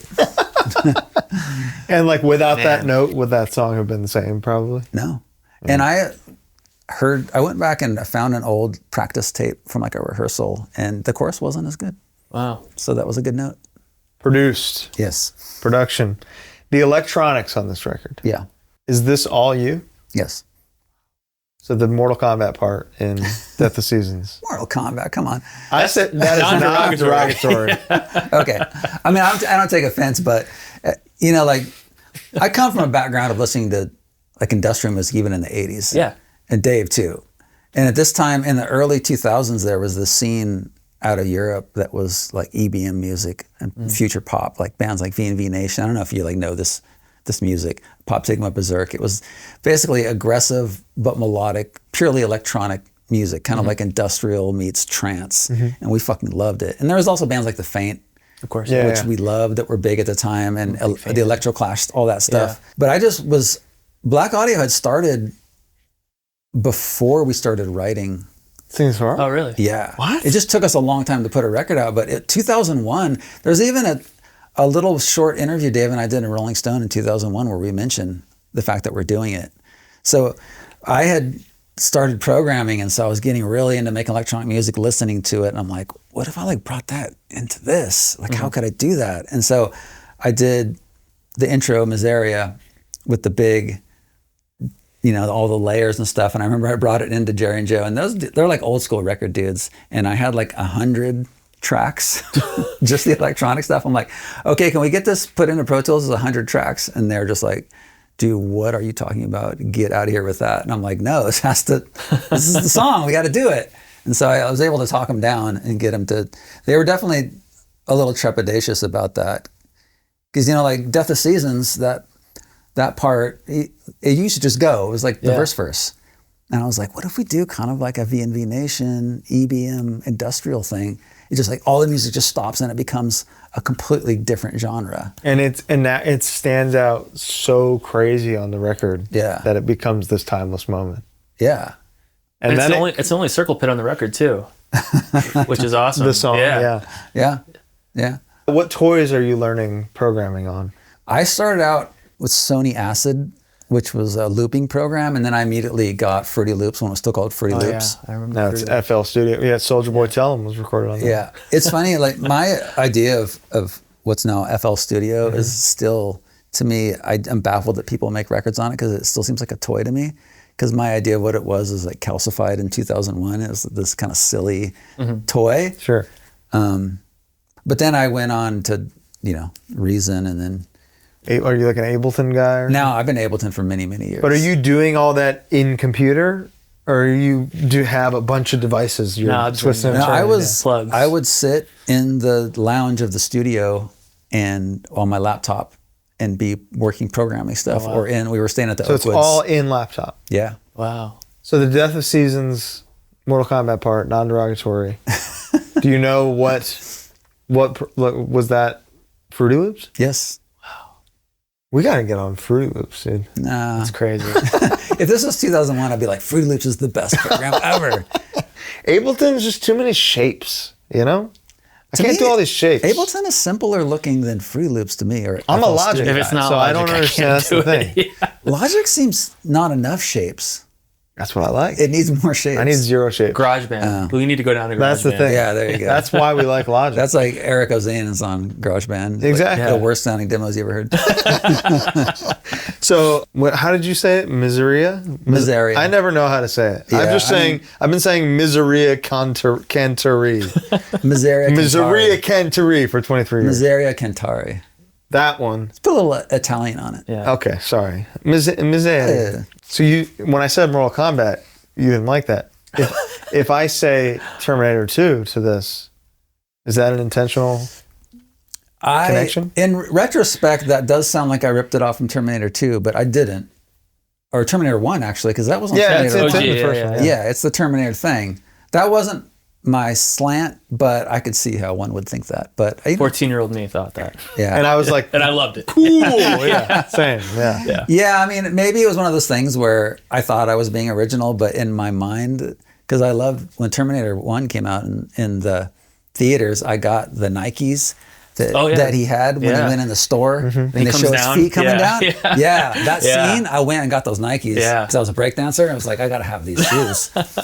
Were you aware of CM Punk using the song as his entrance music when he was in Ring of Honor at the time? Yes, not just people had told me about it. And Did you think it was cool, or were you like, yeah? Well, I knew he was straight edge, so I was like, okay, the one straight edge repping wrestler is doing AFI. That's cool. That is objectively cool. Yeah, you can't hate on that. And now he just brought that back for the main event of WrestleMania, where he paid tribute to Bo. Which is very cool. Did you watch it? Yes. How cool was that? Very cool. I mean, on many levels. Yeah, on many levels, indeed.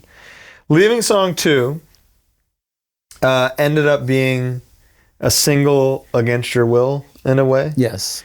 But it's the first like actual song on the album, so you have some faith in it, you know? I didn't want that to be the first actual song. Oh. I remember having, we were in the mixing studio having a discussion about sequencing, and I'm like, why wouldn't we put like Dancing Through Sunday as the first song, like, or Death of Seasons, like get it started with something, you know, Miseria is kind of slow, it's not really a real song, and then just come out of the box like with something fast and aggressive. And I get it now, but at the time I still had that old school mentality. It's like, let's come out with something fast as the first song. It is such a like weird, and I mean this in a good way, song musically. It is. Like riff wise, what he's doing vocally, there's a bunch. It's crazy. That's something that like no band can ever sound like that again, you know? So it is wild that ends up being the like runaway single for the record. And especially because K-Rock chose it, and their whole job is to know what is going to work on the radio. And for them, there were so many songs that were melodic and more radio friendly than that one. For airplanes. Yeah. Or just, I mean. Silver and Cold then was... And Bleed Black, Yeah. Bleed Black was supposed to be the next one. Okay. That was supposed to be single number 2. And Girls Not Grey was... Single number Always 1. single one. Yeah. Crazy. Did you hear the Leaving Song 3 that me, Bo, and Jordan from 2 Minutes Late Night did? No. But Dave and I wrote a song a couple records ago called Leaving Song 3. It never came out. I want to hear yours though. There's still time. It's the same thing. Okay. It's one played like synesthesia. Oh, okay. It's fun. Cool. But it's fun. Thought maybe you just played it like a half step down or something. No, it's like fast. It's like a fast version of How one. fast? Okay. That's cool. Seb from Regulate sings. It's awesome. Finishing this record, hearing this record, how do you feel about it? How does the band feel about it? Management, A&R, and all that. This was probably the last record where we, writing it and everything, felt complete freedom with no pressure. Because like I said before, when we were writing this record, we were still just that underground band. We had no one was sniffing around. We were just writing songs with no expectation other than just write the best songs we can. And so, yeah, there was no baggage. The baggage all came later. And we were proud of it. I remember the two co-presidents of DreamWorks, Mo Austin and Lenny Waronker, who were like the dudes that signed Prince and Michael Jackson and Simon and Garfunkel, like these old dudes, really cool dudes, but like that's where their pedigree was. Yeah. And they came to the studio to listen to it. I remember standing there and they like were at the board and they were playing Leaving Song 2, and I was thinking like, what are these dudes thinking of this shit? Yeah. Like, they're like, damn, Especially that song. That song is so crazy. Yeah. Compared to all other music. But at the same time, I think about young me hearing it and just being like, I don't know what this is, but I like what this is. my wife was just telling me a couple days ago about when like the video came out, how she was like, everyone at her school was like, damn, like what is this song and what is this video? It was the coolest thing I'd ever seen. Like, first of all, you know, you go to shows seeing moshing. There's no immediate cultural reference that my parents could ever possibly be exposed to where they would see that. So it was just like strange to see it on like TRL, people moshing. And, Yeah. I mean, it's awesome. It was just the coolest. You know, the part with the gas mask, that was when I saw Earth Crisis for the first time in like 94, 95. I just kind of heard about them, I think it was the Destroy Machines tour, I guess. And I went to see them, and it was this level of straight edge that I hadn't witnessed before. It was like people wearing gas masks inside the club, construction gloves, chains, all this. I was like, this is so fucking cool. Like straight edge, like neck straight edge tattoos. Like I never, people didn't have. When did you get is that a straight edge belly rocker? Yeah, that was 92. So very early, yeah. Good for you, man. Incredible. Yeah, to have a tattoo that big and a straight edge tattoo in 92 was like, that's fucking was cool. pretty early. You said TRL. Uh-huh. Can you tell me about doing TRL with 3-6 Mafia? 3-6 Mafia was the MTV New Year's party. Okay, can you tell me about that experience? Because it sounds funny. That was a powerful experience. Yeah, we go, they didn't tell us this really beforehand, so we go to the kind of like dress rehearsal, which is the same day, it's the 31st. Sure. We go down there, Times Square, and they're like, oh, you're gonna be doing this with 3-6 Mafia. And we're like, okay, cool. And I'm a hip hop fan. Yeah. So I wasn't like, fuck that.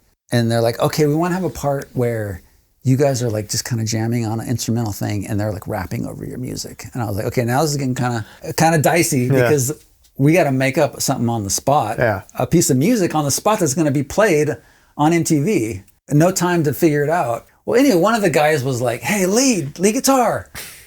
And I'm like, yeah, what's up? He's like, play that Twilight Zone. And I was like, okay. He's like, yeah, play that Twilight Zone. So I started playing some like do kind of riff. I'm thinking like, this can't be what he means. And he's like, yeah, the Twilight Zone. That's what it was. So if you listen to it, that's what I'm playing. I'm playing that Twilight Zone, and they're like rapping over it. Play that Twilight Zone. Yeah. Dude, which was sweet because that was awesome. his idea of like what a rock band should be playing, that Twilight Zone riff. That fucking Twilight Zone type shit. That's awesome. Let's go back to the Leaving Song 2 video and the making of that. Can you walk us through that day and what that experience was like? It was pretty exciting. Mark Webb, who directed, we first linked up with him on the Days of the Phoenix video, he's just like a unknown young director who obviously went on to do very big things. Mm-hmm. So that was the second time we worked with him. And just we grew up in this hardcore culture that we wanted, it wasn't like we wanted to profit off the back of it. We just wanted to show people how fucking rad it was. Yeah.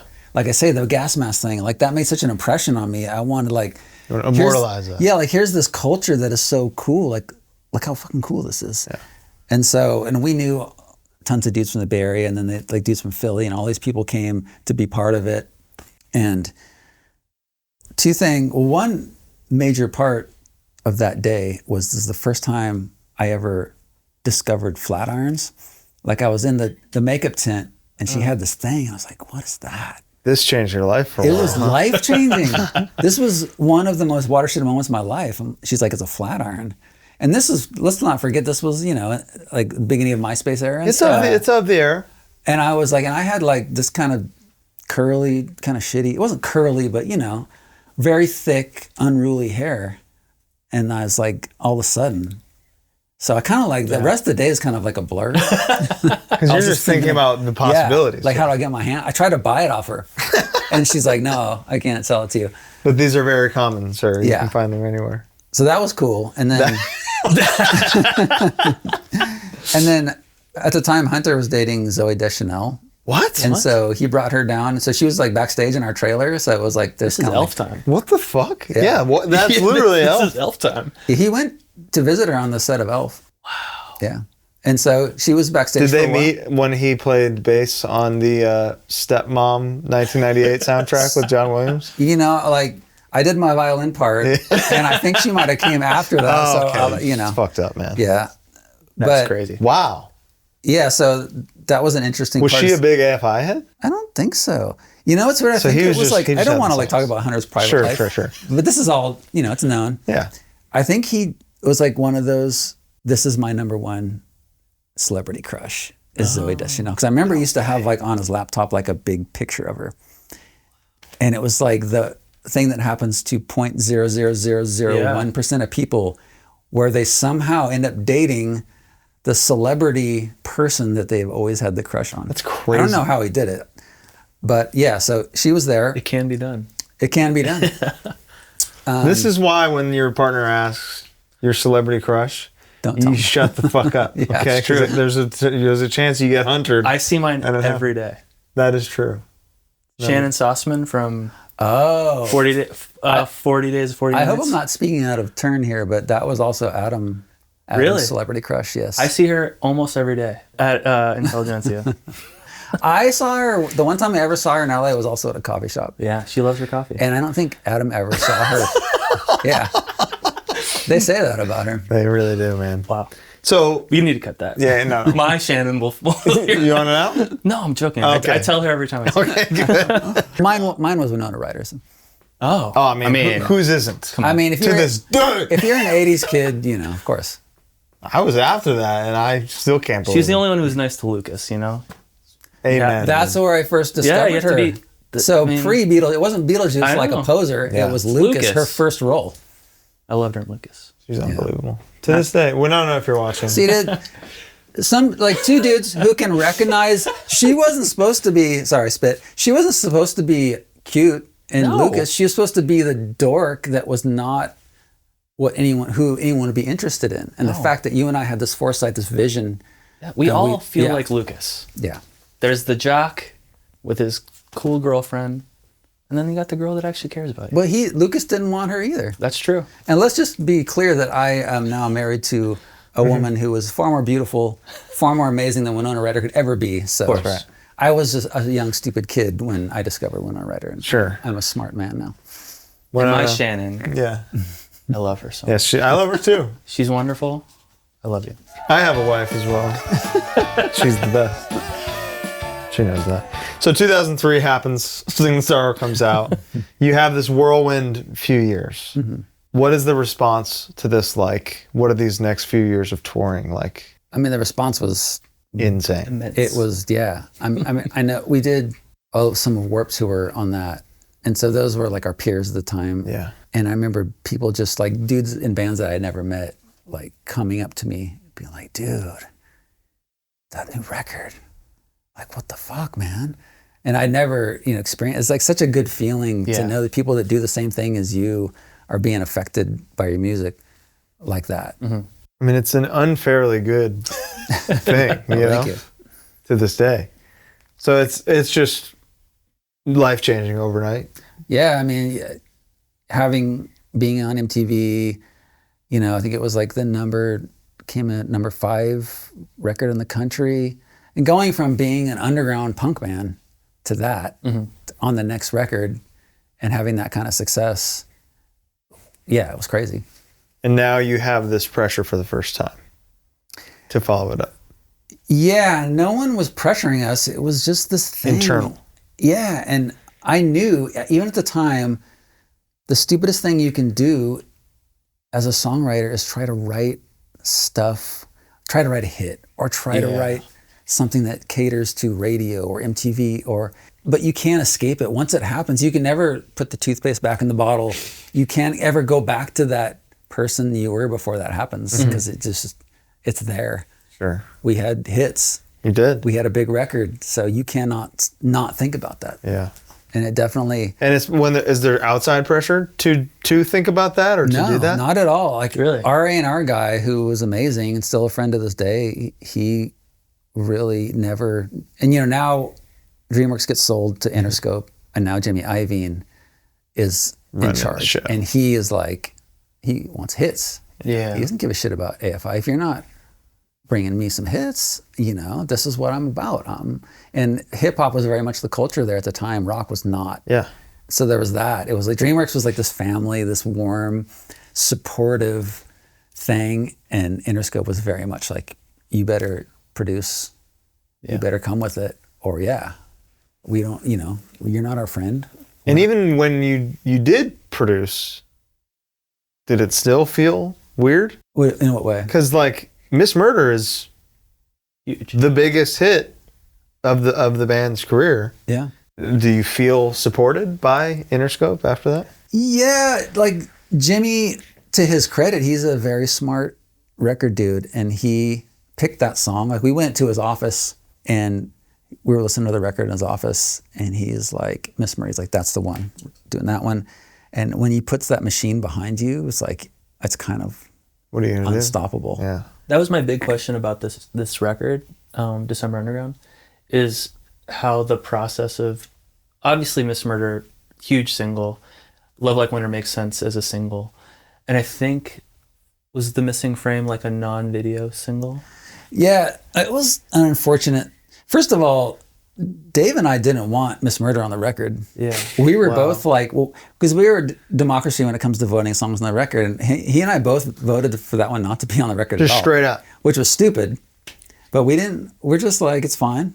But you did the same thing for Rabbits of Roadkill, which Yeah. became a hit on its own. That one should have been on the record. There's definitely, like the song Who Knew should have been on Black Sails. Yeah.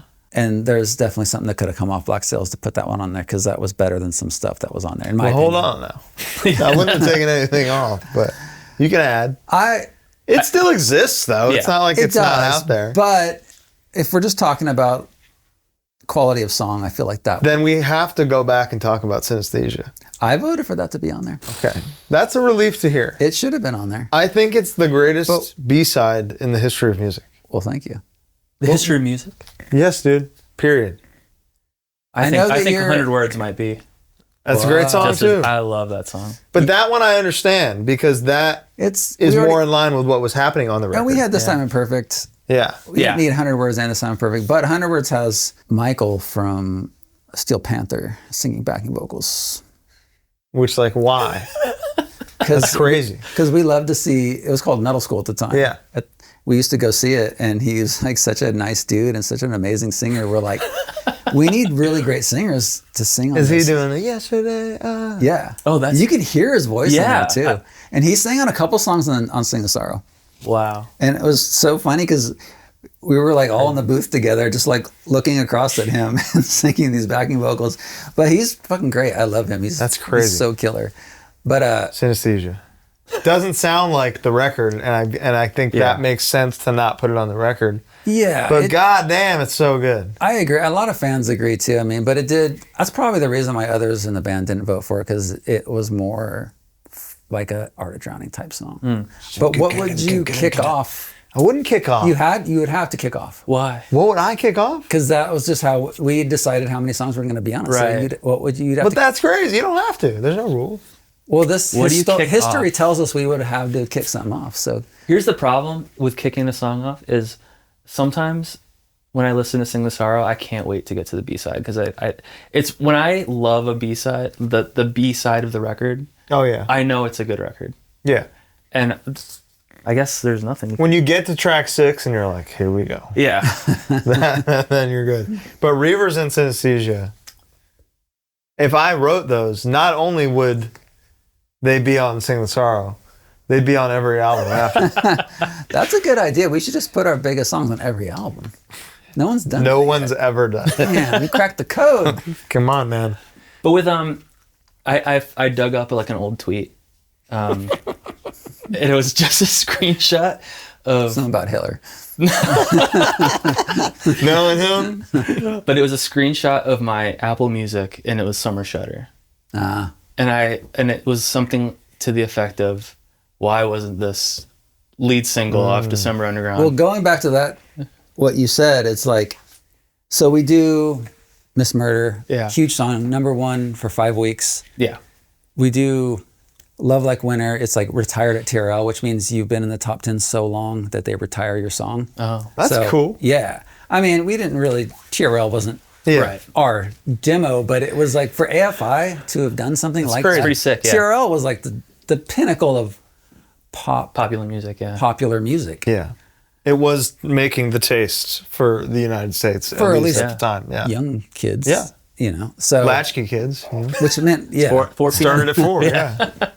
Well, and we had to go to TRL several times. Yeah. And do that TRL thing, which is weird and uncomfortable. Like Nick Lachey and his wife, not wife at the time, but now wife. Sure. And just people looking at you like they don't know who you are. Did Carson rock with AFI? Carson was killer. Yeah. Carson was cool. Sick. Yeah, like because we awesome. would talk to him because we did 2 VMAs and we played the movie awards. It was like us, Christina Aguilera, and Gnarls Barkley, which is really cool. So we would talk to Carson on the red carpets and stuff, and he was always like very cool and he didn't seem like a phony. He seemed like a real dude. That's awesome. Yeah. So the nail polish was legit. Yeah. He's one of us. He was rocking with Summer Shudder, even though it wasn't a single. But so when the 3rd single came around, you'd think, okay, we have these 2 massively successful songs on a massively successful album. Why no video? It's like they thought we could cross over to pop rate top 40. Oh. And so they picked Missing Frame. We had no power in this shit at this point. That would have been, to me, that's the other song. Yeah, so they're like, okay, we're going to cross this over to top 40, which is crazy. Because when you cross over to top 40, that's a whole nother insane level of success. Because when you're talking about alternative radio, you might, like the top song might have got like 2,000 spins. Sure. At top 40, you're getting tens of thousands of spins. Yeah. So they saw the potential. But remember Snow Patrol, that band Snow Patrol? Yeah. So they were an Interscope band too. And at the time, they had a song. Chasing Cars. Yes. Grey's Anatomy. Yeah. And it was like, maybe it was that song. It was some Snow Patrol song that came out at the same time. It had to have been that one. I don't No, think they have another one. If I lay here. No, that's Chasing Cars. Okay, then. Yeah. Let's find. That's Chasing Cars. That's one song. They It's all have Chasing Cars. They have another song. We're all chasing cars. But they were trying to decide, do we push AFI Missing Frame to top 40 or Snow Patrol Chasing Cars? You got Snow Patrol. And they fucking chose Snow Patrol. Wow. And Damn! so it killed the rest of that record because Shit. then they're not going to spend the money on the video, Yeah. which is just dumb. It's just chose another song. Chose Summer Shudder. Yeah. That would have made sense. That could have been Under great. 3 minutes. But Missing It's- Frame does have the big Fire chorus. Inside Me Yeah. part. Yeah. He finally says I it. know. He said it. Yeah. I wanted to say Davey Havok in a song. I mean, that's what the fans been waiting for. 100%, dude. I didn't know I wanted 311 that does so it. You can do it too. So Butch heard demos and declined to work on the album. Yeah, and to his credit, he heard early, like the first round of demos. Okay. And this record was not easy to write. It was the first. And is this the first time you experienced that? Yeah. Yeah. And it was shocking to me and very uncomfortable and strange because Dave and I had just always, I mean, I have this idea. It's done. yeah, and it's not like we were butting heads or anything because we never have, but it was just like, for whatever reasons, all these factors of success, they taint things in a way that you can't get back to that pure place. So we were it just wasn't flowing. And it was like, and partially he had surgery on his voice after Sing of Sorrow. And so I think his mentality was a little different too. It was like, I got to be careful. I can't write a part like that. It's going to put me back in the hospital if I'm doing Death of Seasons. And obviously, if you're a singer and you're looking at maybe I can never do this again if I hurt my voice again, it's going to really inform how but you then the approach record things. opens with Kill Caustic and he's doing the whole thing. So, and that's why he had And to he have surgery did say, again. like, I fucked up. And he had to have surgery again.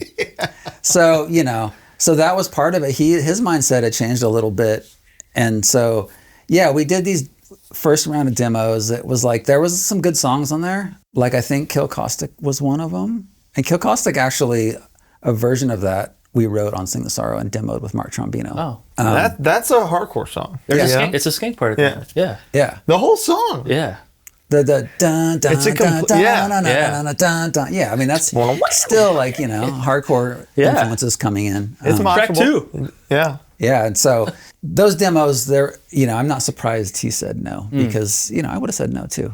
We got there, but You did get there. You certainly did. The Prelude track, one of my sources revealed that it might have been inspired by 50 Cent. Is that possible? no. Is your source a Juicy J? The strings aren't. Yes. Dun, dun, dun, dun. I mean, now that you say it, yeah. No, but funnily enough, Dave might have mentioned this. Yeah. Because I brought up 50 Cent when he mentioned Jimmy Iovine. Yeah, the way he told it though was that maybe Luke asked him, but Luke actually called me and was like, Jimmy has this idea that you guys should, and you and 50 Cent should do a song together. Fuck yeah.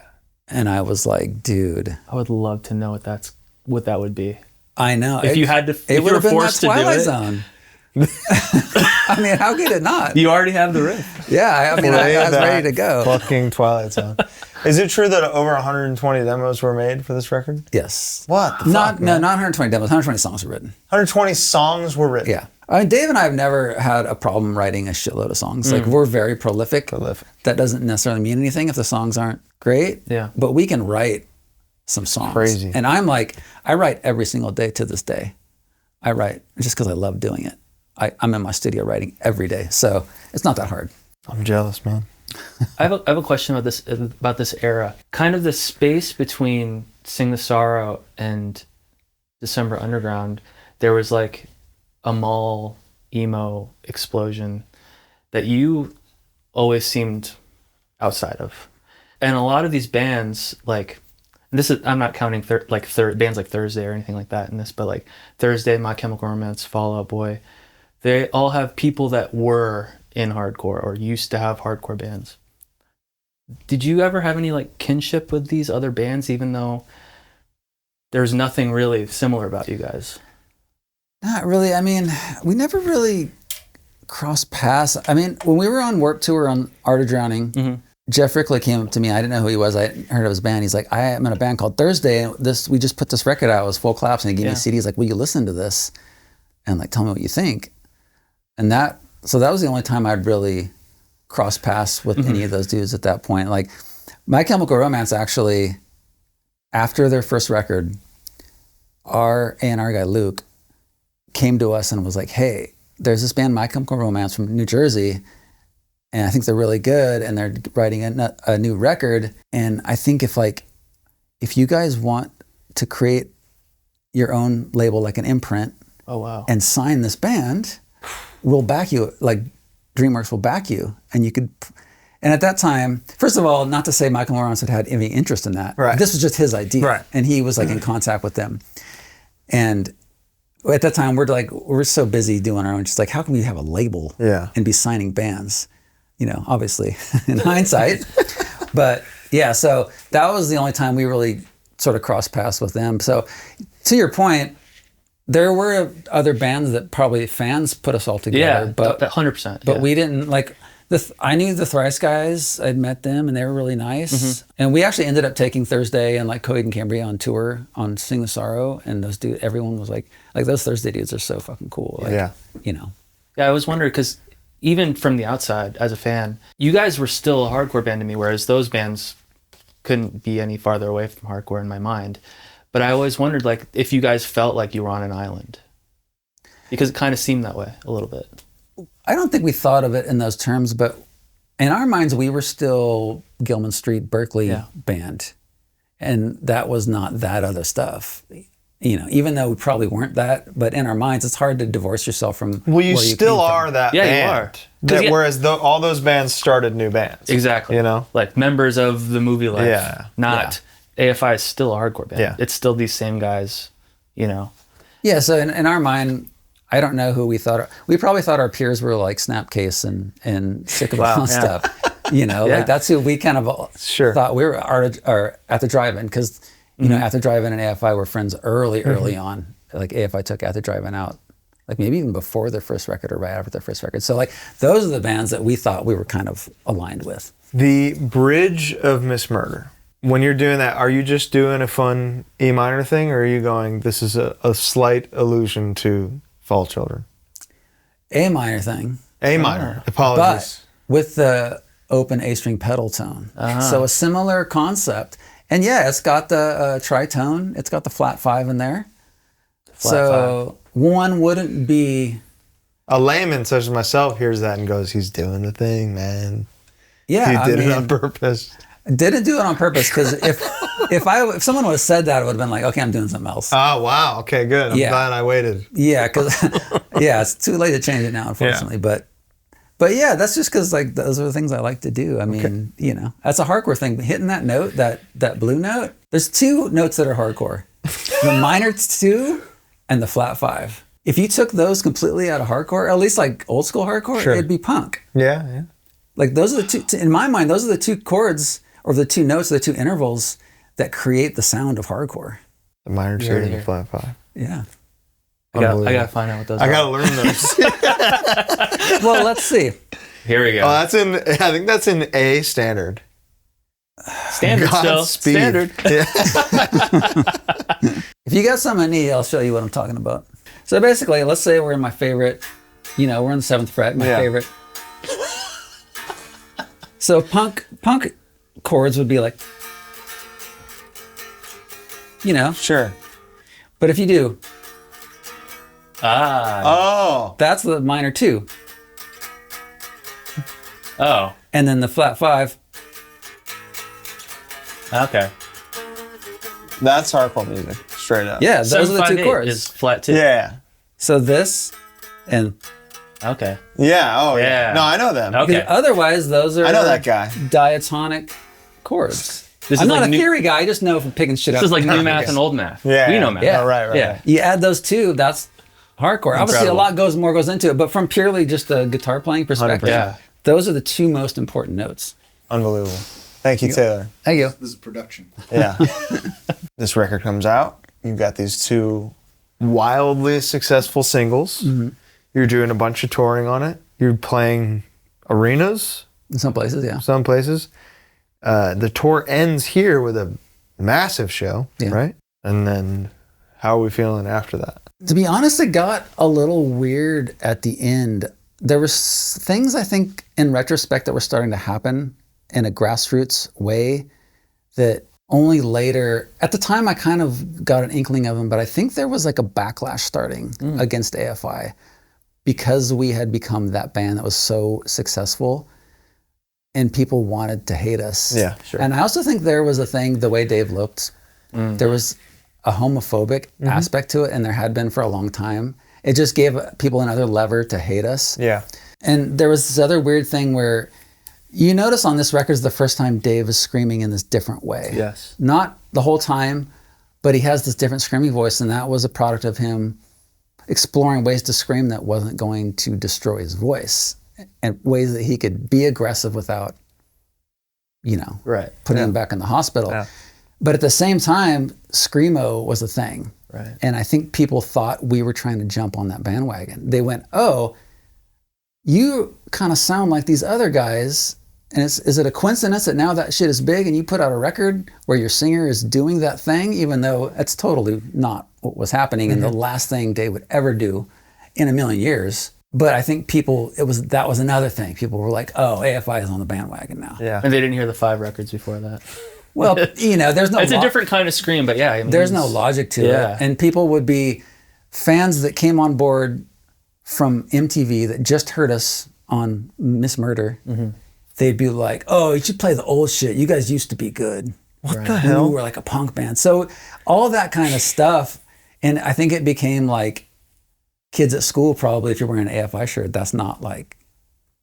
people might Close talk your shit. Yeah, might talk shit to you because we were a mainstream band now. Sure. And so these kinds of things were happening that really were outside of us or any... Outside of the music. But you felt it? Yeah. Yeah, like we did a big Australian tour at the end of that run, like playing arenas in Australia, and people started chanting old shit. Oh my gosh. Yeah, and it was just like the first time that ever happened. Yeah. And once again, these people were not old school fans. No. Yeah. So it was completely token and ridiculous. It's like you come on board and you're immediately like an old school punk guy. Yeah. And you're like 17. The ultimate poser, like exposing. ultimate poser. You know. So yeah, I started noticing like what is this thing? And then only later did I kind of realize that, I mean, it's not hard to see the genesis of where, you know, you get too big and people are like, you know, you're not a cool band anymore because, you know, you're playing with Christina Aguilera on the MTV Movie Wars, and you're playing with 3 6 Mafia on, you know, like, Pretty cool. yeah, which was cool. Playing that Twilight Zone. Yeah, I mean, they just couldn't handle it. I was playing that Twilight Zone. I mean, it was like beyond there.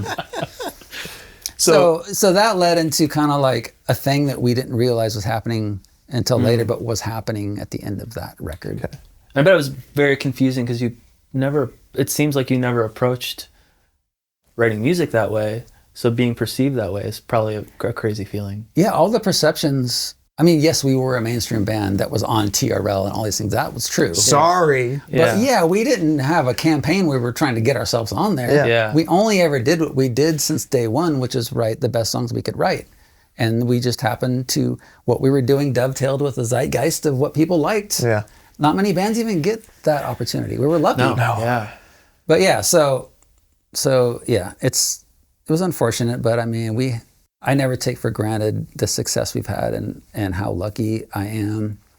Every day I think how lucky I am to be able to have done what I've done. So that is a small price to pay for what I've been able to do in my life. Do you decide to do Blaqk Audio now as kind of like, okay, this was insane. We've been working on this thing for a while. Let's focus on this for a bit. It was finally, we had a chance to do it because we'd been doing it. It would have been a band for almost 7 years at that point. And so we finally had a chance after Decemberunderground touring cycle to like finally put this record out.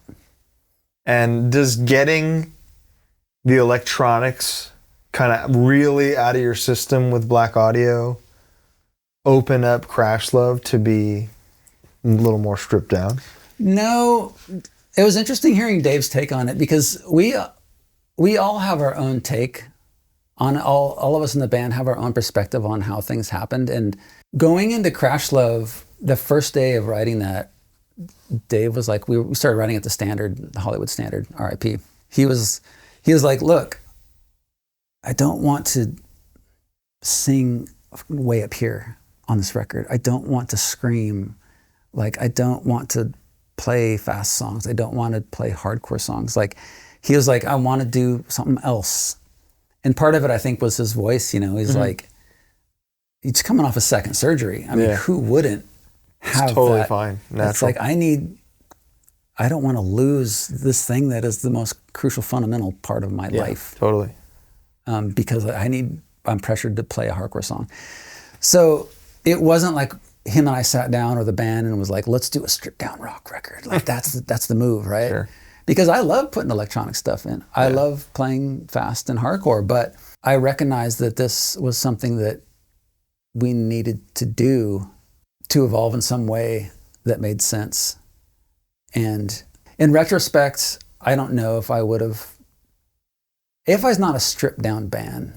Even Black Sails is not a stripped down record. No. You It's know? dense. And I would say Yeah. even Crash Love is like riff wise, not stripped down It's at all. not stripped down, but for coming off of Production wise. Decemberunderground, it's stripped down. Like me just taking out the electronic elements, which I always loved, to me is a hard thing because, you know, I naturally would have put that stuff in there. And I probably would have tried to get Dave to play some fast hardcore music. And if you would have heard his voice, then that would have been a really terrible idea on my part. So I think it was the record it needed to be. It wasn't the record that for career-wise that we should have made at that time, but it was the record probably that needed to happen. I think it's probably for me, the biggest grower. Yeah. Like every time I listen to it, I like something new about it. And I don't know if that's maybe because I didn't listen to it as much at the time maybe, and just there's a new thing for me to discover every time. But there's something so cool about that record in that so many of the songs are like poppy in a way that certainly December Underground wasn't, but it was like, I can't even really describe it, but there's just something cool about that record in terms of the guitar playing, and sort of everything is weirdly up tempo and bright. Bright. Yeah, bright is a good word. Yeah, the tempo thing is interesting because I knew Dave didn't want to play fast songs. And so I was pushing the tempo right to where it wasn't fast. Because there's still some like... Yeah, and that was the fastest, kind of like the fast Green Day beat. Please believe. Yeah. Well, that's still a fast That's part. the fastest song. Yeah. But in terms How of... is that not a single, you know? Yeah. Banger. I don't know. But so like I was trying to push the tempo as fast as I could without Dave being like, okay, you're trying to make me do this thing I told you I didn't want to do. Okay. So we had a lot of kind of like mid-tempo rockin' songs. And I really disliked that record for a long time because of the baggage with it. Oh yeah, that's fair.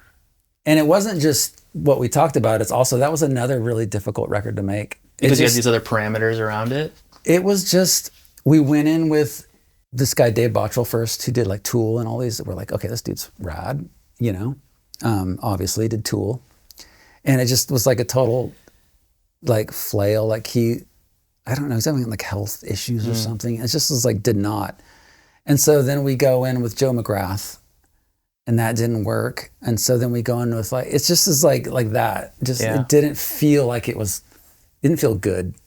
And so it really painted my idea of that record, and I just didn't. And then it comes out, and commercially, we go from then, you know, December Underground was the #1 record in the country. We sold 250,000 records the first week. And then to go from that to like the next record and have it be none of that. Yeah. And only recently, I listened to that record for the first time, like, I don't know, 6 months ago in a long time. And I'm like, yeah, this is actually not bad. It's actually got some jams on it. 4-song intro riff is crazy. Yeah, like... And that's classic you to me. Yeah, you know? that song is kind of a throwback to, you know, it's in 3/4. It's like, you know, is it 3/4, right? Can't remember that one. Yeah. So yeah, there's a little bit of throwback stuff on there, but you know, it's interesting to think of if Dave had never heard his voice, what would have been? If our sort of trajectory would have been different. I think we would have evolved because we were already, you can see Sing the Sorrow, we were already evolving that way because it wasn't as interesting to us to just do fast song after same screamy thing. But, you know, it could have been worse. Yeah, 100%. It's still, I think it's awesome. I think there's tons of great songs. I kind of am coming around on that record now a little bit because it's my own baggage with that record that has which is fair. Yeah. Did the response to it while touring match how the baggage that came with it? Yeah, it was a very weird time in AFI's career. Like, first of all, our manager had booked us a tour based on December Underground. Let's go into these venues, obviously. That makes sense. And it wasn't like they were empty, but it was, you know, it was a different reality. Yeah. And we also shot ourselves in the foot by waiting so long to put out another record, which we owe, you know. 3 years? It's 3 years. It's too long, man. It's like, first of all, any fans that came on board from radio or MTV are long gone. Yeah. 3 years in a young person's life is, you know, That's their whole life. You might be listening to a completely different genre of music 3 years later. So like all those people, those fans we made, almost all of them are like gone. And so it was a weird tour and having this thing hanging over us where we come out and it's like not the same success. And ever since I joined the band in '98, it just been like this, which is very unnatural for any band to be like that. So all I had known is this. And so all of that was just difficult. And then, you know, from there, it just kind of, like now when we tour, it's fucking incredible. Yeah. And to think that at that time I thought like, this must be over. You know, this must be done. Like, how crazy. Sucks, but this must be done. Ridiculous. Yeah, and like in a lot of ways, we're more successful now than we were ever. Because you've hit this golden legacy status, you know? I think we got a little bit of that, like a band like, you know, like The Cure.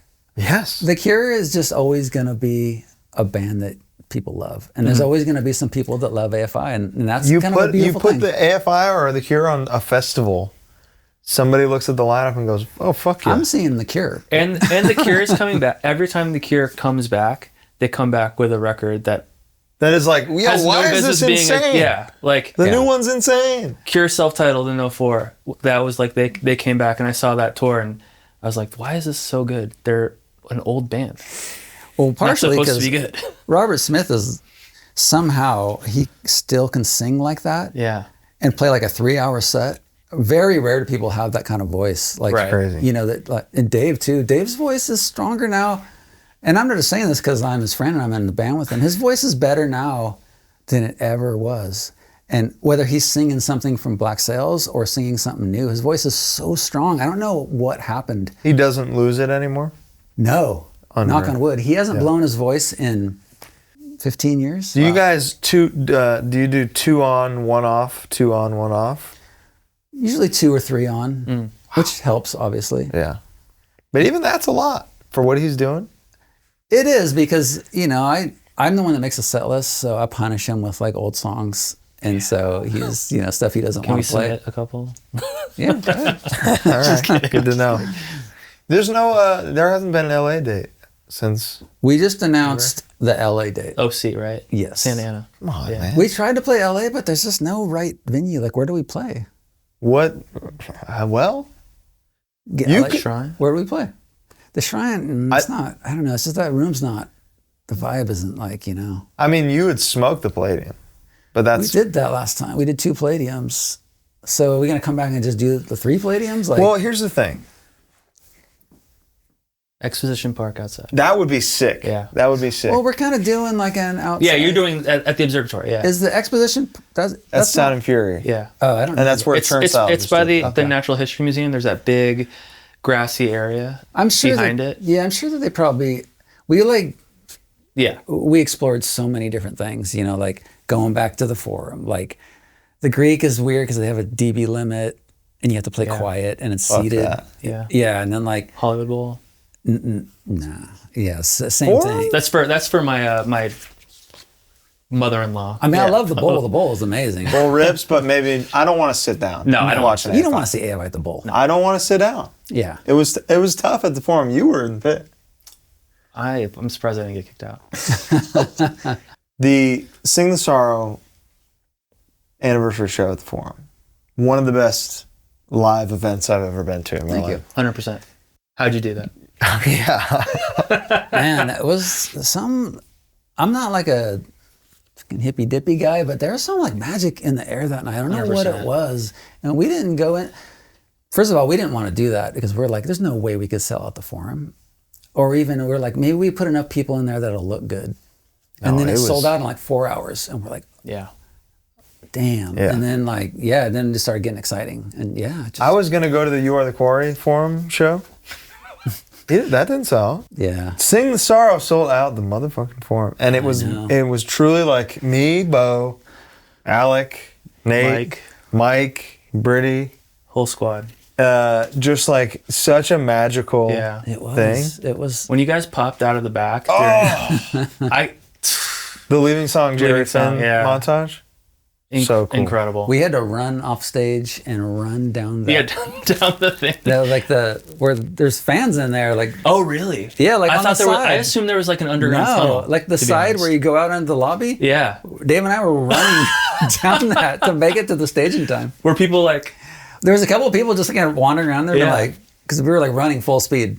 That's awesome. Yeah, How special was that night? it was incredible. Yeah, and my son had just been born like literally like a week earlier, so it was like a weird time in my life and a magical weird time. Yeah, and yeah, it was cool. This is Ryder. Ryder. I did the Fury 5 in the pit. You did, yeah. A lot of people were mad at me, probably. Leaving Song and Other Seasons. Someone had to represent. That was probably Exactly. the last time I moshed. So Oh, So you could always do the forum. yeah, but I mean, and like Chelsea Wolf played, Choir Boy played, Jawbreaker played. I think the show would have sold out regardless. well, here's the thing. The show's an OC and it's announced. Okay. that's not a December Underground show. No, Right. it's our LA show. Right. Okay. Okay. That's what like- I assumed. For this tour that's on the new album. It's gonna be insane. It's Yeah, gonna be 100%. Can't wait. What do you guys want to hear? Summer Shutter. See, Dave's usually the stickler for all songs, and he doesn't like the lyric of the chorus. Really? And it's soured him on that song for in perpetuity. That's such a good song. He just doesn't like Under the Summer Rain. He thinks it's like Under the Winter Rain. Yeah, it's like now it's, you know. Yeah, Yeah. but summer rain is a scary thing. You know, you don't It want is to be under scary. that's hot. Yeah, it's just he just is like, I don't want to sing that thing.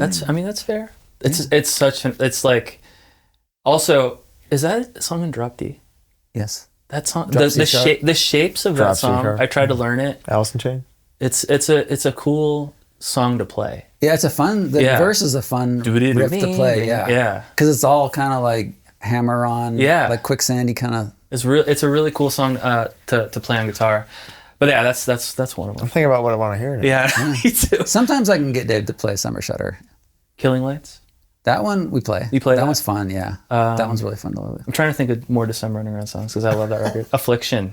banger. The end of Affliction. We have never ever played that song live. Really, the end of Affliction is because of is it the Steel Panther guy doing the high? No, High Well, that was vocals? Sing with Sorrow, right? these 3 black women came in to sing that part, like real gospel singers. Wow. Yeah, That's part why, is that's why it incredible. sounds so cool, because they Yeah. were like, it's funny, we were in the studio and I was kind of like directing them, and we did like a pass, and I'm like, let's do another one and like kind of just give it like the full going to church thing. Yeah. And she's like, oh, put some stank on it. And I'm like, some stank on it. And Yeah, they put play some that stank Twilight on Zone. it. Yeah, I was kind of play that Twilight Zone. Despair Factor. We just played that on the very last show. We played it like a couple really? weeks ago. Yeah. I want to hear Last Kiss. Catch a Hot One, Wester 6 to 8, Despair Factor, Smile. Morning Star. We it's a smile probably not going to happen. Yeah. Synesthesia? We played guys that played one that. time. I saw a video of you We guys played playing it that, one yeah. time on tour with Rise Against. That one's high. That's Yeah. the thing. It's not like Dave doesn't like some of these songs. It's just like Tough. Just tune that down, one is so tune down to high. B, and then you can match his. Heartbreak in Coney. Even if we see, it's the problem with me writing Yeah. all this stuff into E Yeah. minor too. Yeah. A lot of thing relies on that octave movement. Yeah. And no, so- I'm saying you Literally, tune it tune the down- whole tune guitar. it down to D. Have a guitar on the side. And But finish even if it. tuned down to, sometimes In B, there's a right? couple times we've tuned down to C, and it's still so high. It's just Really? The a muscle testament- memory, you lose Yeah. that. A testament to how high he was singing back then. Like I remember Dexter came to sing backing vocals on Black Sails, and he's got a high ass voice. Yeah. And he was like, I can't do this. It's too high for me. Like he sang above. It's like a soprano range. That's high. I'll send you a set list. We'll Okay. Wester's nice. figure. Wester's dude, a Wester nice would be- Western we play pretty regularly. Do you? Okay. I haven't seen you trying to in think. so long. Narrative Soul Against Soul. I wish. I got one. Yeah, that one is another one that's like dangerous for Dave to do. Yeah. Okay. Yeah.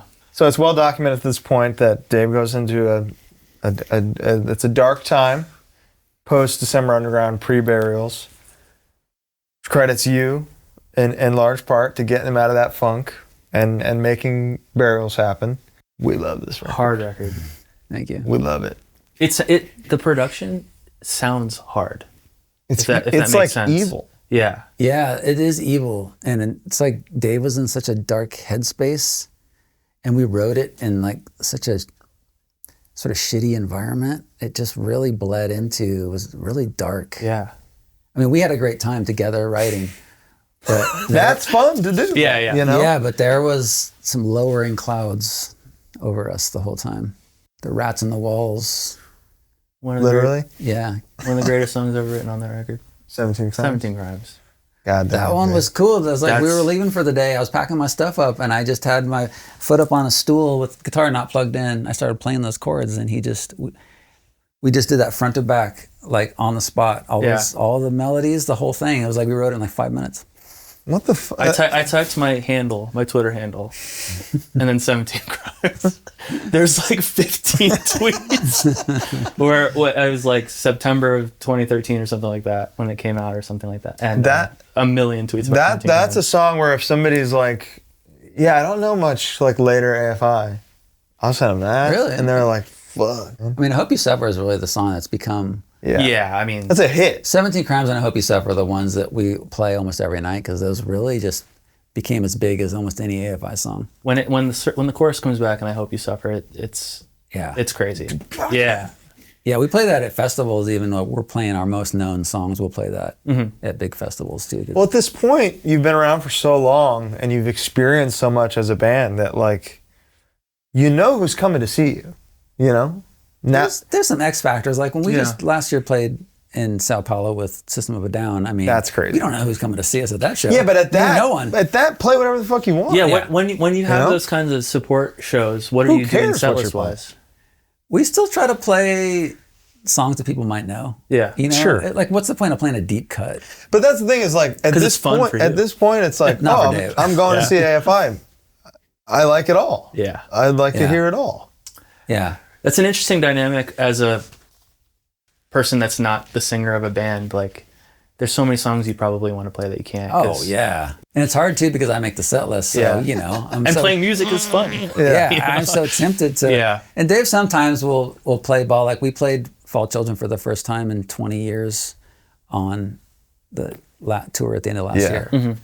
And he didn't have to do that because that one is not only a song that he doesn't want to be the Halloween guy anymore. Right. But it's also an incredibly difficult song for him to sing. Very dangerous. The chorus is way up there. Yeah. I mean, that's he's screaming in a B. Yeah. That's a difficult note total to scream. Yeah, that's fucking up there, man. Damn. Where does Burials sit in your own kind of personal AFI lexicon? It's definitely up there. It's very triumphant. And like Crash Love is like weirdly musically triumphant, but Burials is like spiritually triumphant. It was because Crash Love coming off the darkness. Crash Love is a happy sounding record, but it's a dark time. Yeah, you see them differently. Like, and to come back and I didn't even think we were going to be writing at that point. Right. And you know what Dave was going through, and I went up to visit him in Oakland, and he's just like, you want to write a record? And it was totally took me out of the blue. I didn't think that was going to happen, and it's what he needed, and so it just was so rad that we were doing it again. So cool. Maybe it was never going to happen again at that point. And not only that, we were having fun doing it. We were writing good songs, and so I have fond memories of that. And we wrote Extremist while we were writing that record, just in between, and that's recorded crazy. it because we were just like, hey, neither one of us has ever been in a straight-edge hardcore band. That's crazy. Let's do one. And then so that was that. That was right in the middle of doing Burials. And Burials is the first time where it's credited as all music by Jade Puget. Yeah. That's pretty cool. Yeah, you know. You got to do what you got to do. It's true. Yeah. We share all the money. Yeah, no, but I don't take a dime more than anyone else in the band. Isn't it interesting to go back and look at album rollouts, and it'll be like, this track was premiered by Spin. Yeah. Oh, like Fuse TV or and something? like how fucking useless that is now in the streaming world. The things that were important back then that are so irrelevant and just the stickers on an album. That's one that I always remember. Like, and they're there forever if you don't take them off. And like street teams were crucial. I mean, crucial. I had one. You still do, but I like label street teams. I was on the Bridge 9. Yeah. We were on the Sepultura one. Nice. In the mid 2000s. What are your thoughts on streaming? It's one of those things that's like, you can get angry at it. It's like getting angry at a freaking rain cloud. It's there and you can't do anything about it. Yeah. Would I like it? People would be going to the store to buy the CD or the cassette or whatever. Yeah. Sure. But what's the point of ruining something that just is? It just is. It's never going back. Yeah. If you can't move with the times, you're just going to be like a bitter thumb, you know? Thumb is so funny. A bitter thumb. Thumb is crazy. Are you an Apple Music or Spotify guy? Spotify. Oh. I feel good about it, but I had the iPod till way late. I'd only listened to my iPod and like way after. You were analog digital. Yeah. I'm like, I'm not going to listen to streaming. Like, that doesn't make any sense. You were an iPod snob. Yeah. I was like, I got all my music right here. Why would, this is all stuff. 192 kilobytes. 192 songs on this thing. It's crazy. Kids don't know about the MP3 CD. No, that was remember that? Shit. Yeah. But yeah, I mean, I you know, like today I got on, I was listening to Dysphere and Nausea and Ausrotten and Anti-Simics. It's like, I could listen to all this stuff right now. Here. And that's nice. Very cool. Taylor just gave the horns. You're a cool guy, Jade. The Blood album would be next. So Burials is an inner band triumph. Universal puts out that record, right? Blood album? No, Burials. Yeah. Which is Public, maybe, I think? even some, whatever it is. Yeah. It's on another major. It's on the Universal umbrella. Very cool. Yeah. How do you feel about it after, and then how do you approach starting the Blood album? It was almost like that record, Burials, was the kind of start. We kind of had our nadir with Crash Love in a lot of ways, and it kind of felt like we're building back. Build it back, stronger. Exactly. And from there, again, it was kind of like up. Yeah. It started going up again, and the shows were incredible. Like on that record and on Blood, the tour on that record was just like, I was kind of in shock that like, how is this good this long into our career? Yeah. Especially when I thought maybe it wasn't going to happen again. It was just like, it was that again. We play these songs and the place would go crazy and everyone's singing along. It was like 2001 again. Mm-hmm. Does it feel like a before Burials and after Burials for you kind of thing where there's AB? Yeah, like your time in AFI is split between these two. It was kind of like my time of the first two records I was on, like Black Sails and Art Drowning was a thing. Yeah. And then Sing the Sorrow and Decemberunderground were kind of a thing. That was like the mainstream part of it. And then Crash Love was this weird redheaded stepchild thing. Yeah. And then everything since then has been a thing. Okay. Yeah. So we're still in the post-Burials thing. We're in the thing 3.0. I'm loving the thing. Thanks. The 3.0. John Carpenter's the thing. AFI's the thing. John Carpenter's the thing, one of my favorite movies. Same. Top 4. Easy. And people hated it when it came out. Oh, man. You know?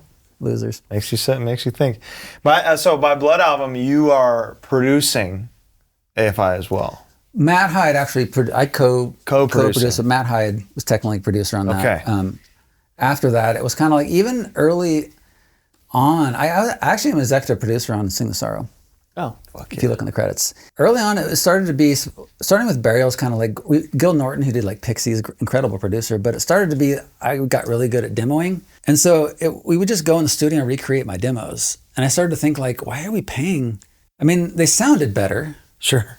But we're still kind of, idea-wise and production-wise, as far as like how the songs. They're not producing the songs. Right. Yeah. It's like, we're just redoing my thing. So why not, we're smart enough to do this. Why don't we just do it ourselves? Like we know, at this point, if Adam doesn't know what a good drum set sounds like, and Hunter doesn't know what a good bass tone is, then we're fucked. So I think we could probably do this ourselves. So yeah, it just made sense. Does this change the writing at all? No, Dave and I still do it the same way we did that on the balcony at the Squat. We get together in a room face to face and just bang it out. And do you feel like your freedom is back? Like it's from the pressures of Decemberunderground and the pressures of Crash Love? It's a sort of different kind of freedom. I still love, I did this Birdlegs records. I still love playing hardcore. And I love to hear you play hardcore. Let's say if I had totally my way, I would probably still be putting some fast, aggressive stuff in AFI. How fast? What BPM? Probably 350. 350? No. Maybe not 185. Yeah, like 181. If I'm writing a fast song, I usually start at 181. Okay, 181. I might go higher, might go lower. Okay. But I just like, for hardcore music especially, I like that tempo for a fast song. Yeah. Just for me. I'm going to try it tonight. Okay. 181. 181. Marker's like 205. Is it? Yeah, I think so. But yeah, it's a different kind of freedom. Like this last record, obviously it sounds nothing like anything we've done, but it's coming from a place of stuff that I have loved since I was a kid. And and the freedom to go in a crazy different direction, that's a kind of freedom too. Yeah. And not care. We thought no one was going to like this record. Like me and Adam were talking before it came out. We're like, this is crazy, dude. I love this record, but people are going to hate it. Our fans are going to hate it. But we don't care. We're going to put it out because we like it. But I think with the newest one, it's like so crazy that it's like, it just might work. Exactly that. And mad actually, science. the response was crazy. Yeah. Way unexpected response of people loving the record. Probably because we went so far. If we only went a little far. I don't know that you did. It's kind of like Sing the Sorrow or Decemberunderground, where it didn't feel unnatural. That's a compliment. Yeah, especially the post burials. I think the two records in between, at least to me sonically, kind of inform like, okay, this makes post-punk thing makes sense. Yeah. It's extremely natural to us. Yeah. Like we didn't go in trying to do a bit, like a genre exercise, or like, let's do like a kooky Bauhaus copy thing. Yeah. Like this is like Dave and I sitting down and writing the stuff that we love. And, you know, it seemed very natural to us. But from a fan perspective, especially as someone that doesn't really follow closely to AFI, it could be shocking and being like, Sure. what the hell are these guys doing now? But it's not like you guys hide your influences on your sleeves, you know, or you've been very honest about the shit that you love, and like post-punk, he's wearing post-punk shirts in you 1997. go back 25 years, we're going to be talking about The Cure and Bauhaus and Susie and Killing Joke and all this stuff. We just never never delved in as deeply as You we never did it as True. a full record. Yeah, which is like, the crazy part. Yeah, and it's let's get into the stuff that we really love. Just like when I put that electronic part on Death of Seasons. Yeah. It's like, let's this thing I really love. Let me put it into a song. I mean, that main riff of 17 Crimes, that like descending. Yeah. That's like a Cure or Sisters of Mercy kind of. That one is, if you want to talk about one thing that could be a signature me, Yeah. it's the high E pedaling and then playing on the B string a riff. Like I've done that. Days of the Phoenix, right? That's probably. That one's more of like a triad, but if you go like so many, like Narrative Soul Against Soul, the middle eight of that song, I'm doing a riff. I've done it like Preposition, the intro. Like I've just done it a million times. That's kind of like if you could say there's one thing that I've maybe done too much. No. Keep it going. I think the newest, we'll go back and chat bodies in a second, but since we're talking about Silver Bleeds the Black Sun, I think it is my favorite record since Burials because of how crazy it is. Mm-hmm.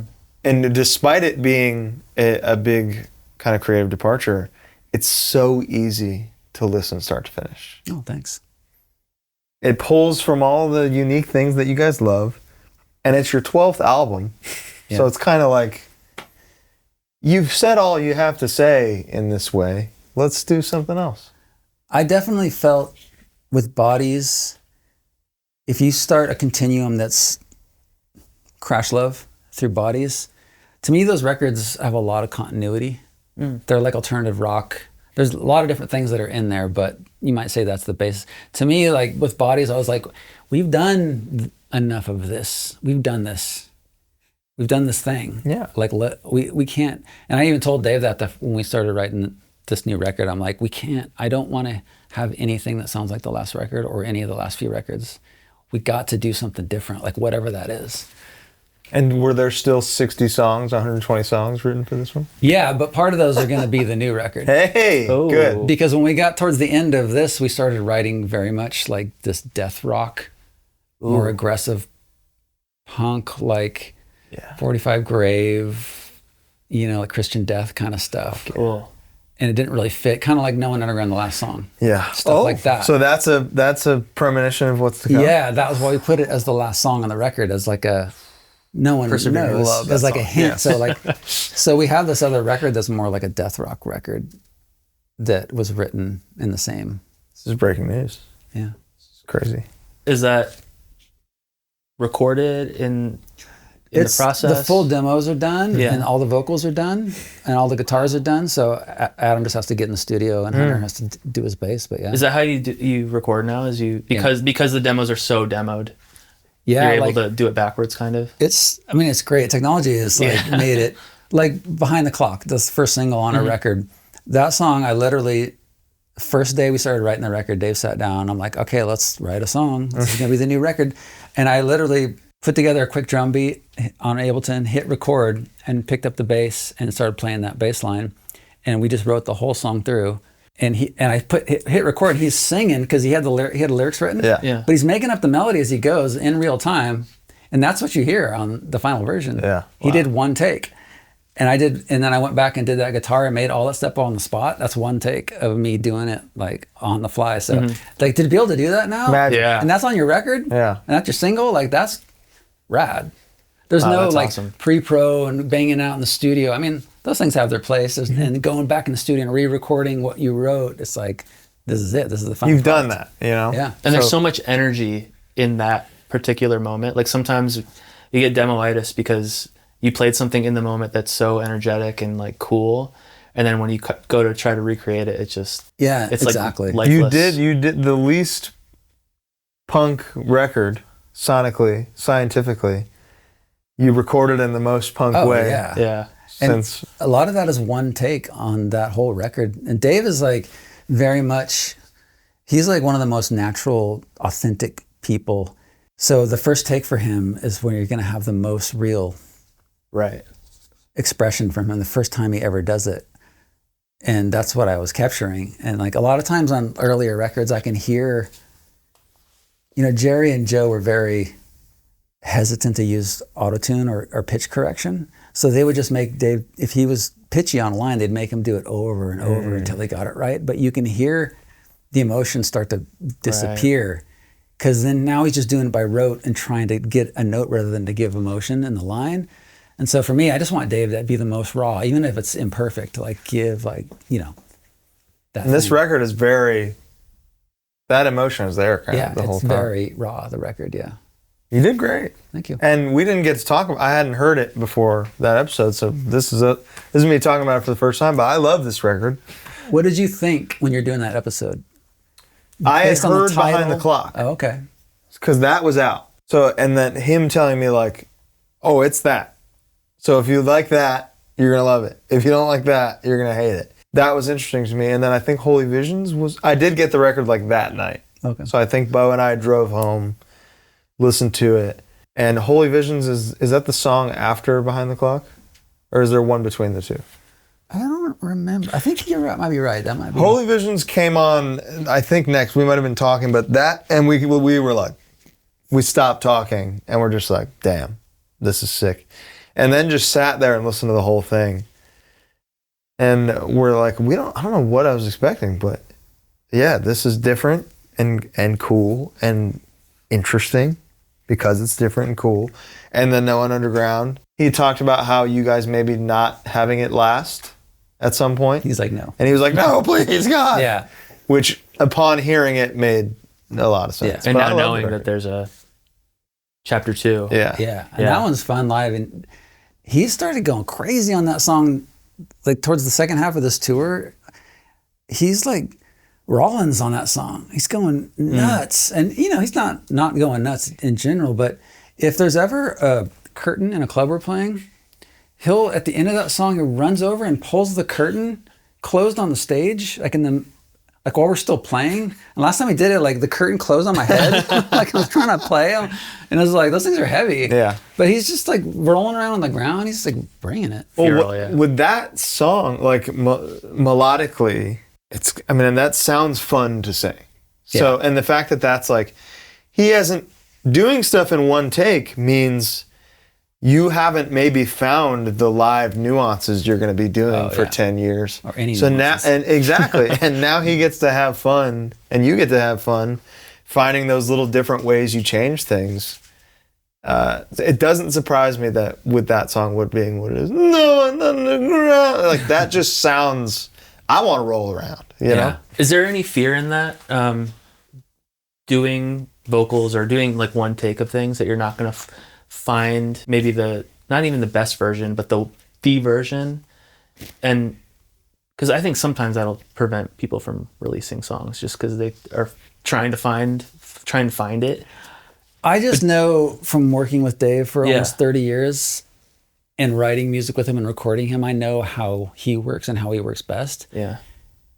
And when he's doing something for the first time, especially like this stuff, he's like trying to sell me on the idea that this is the best vocal, this is the best melody, these are the best lyrics.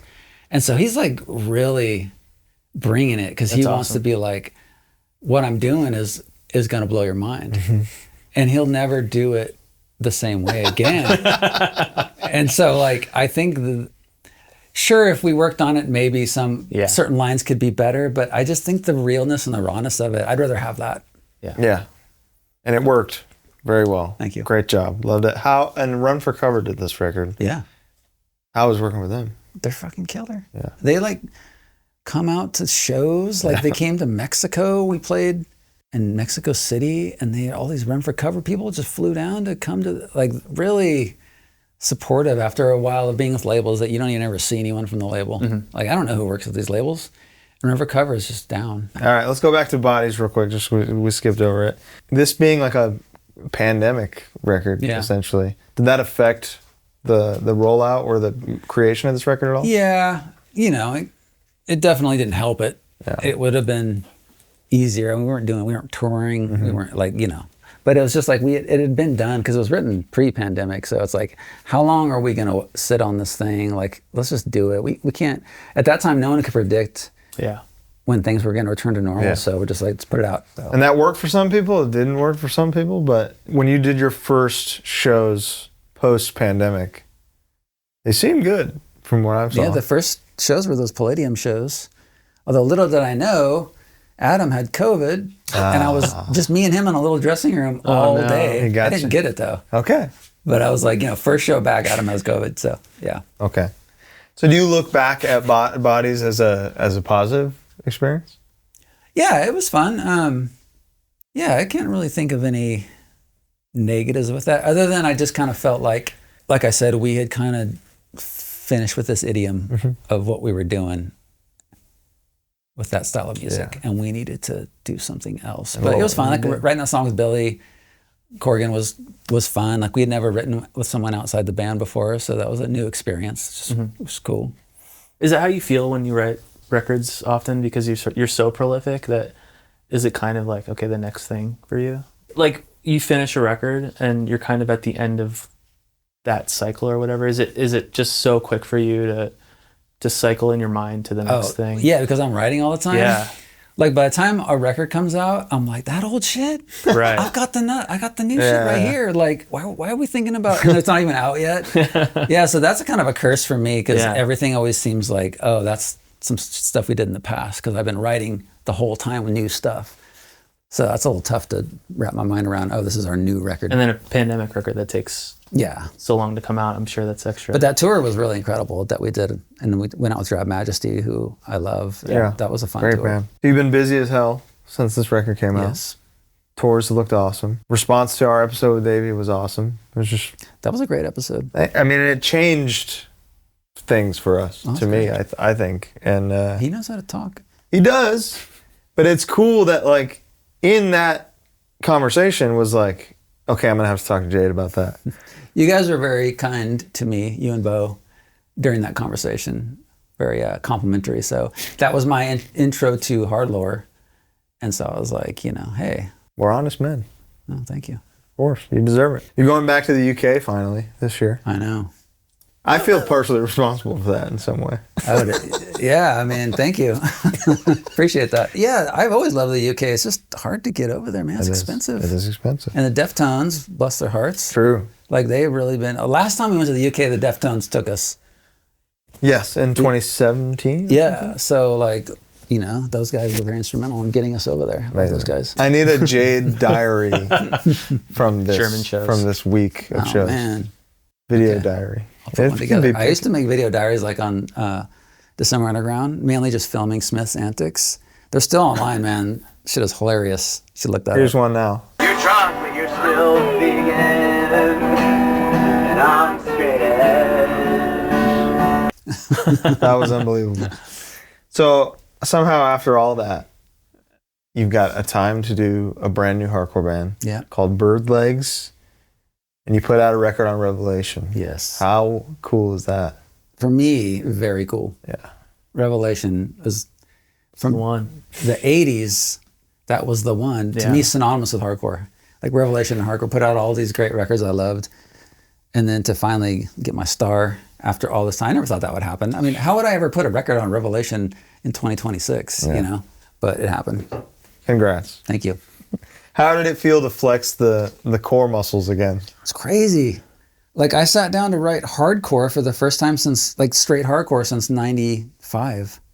And it was like a new genre to me. Like, I'd never done it because it had been so long that it was completely fresh. Yeah. And I ended up writing, like, literally like 60 or 70 songs. Because, like, you know, all my songs I try to make no more than a minute and a half, some under a minute. Yeah. But it was so fun and so creative and so inspiring because I just hadn't done it. It was so just, I don't know, I just had all these ideas. So I've already written, Ryan and I, the actual Birdlegs full length that we're starting to work on, like a full length record. And I have all these, if anyone needs any hardcore songs, I've written a lot of hardcore songs.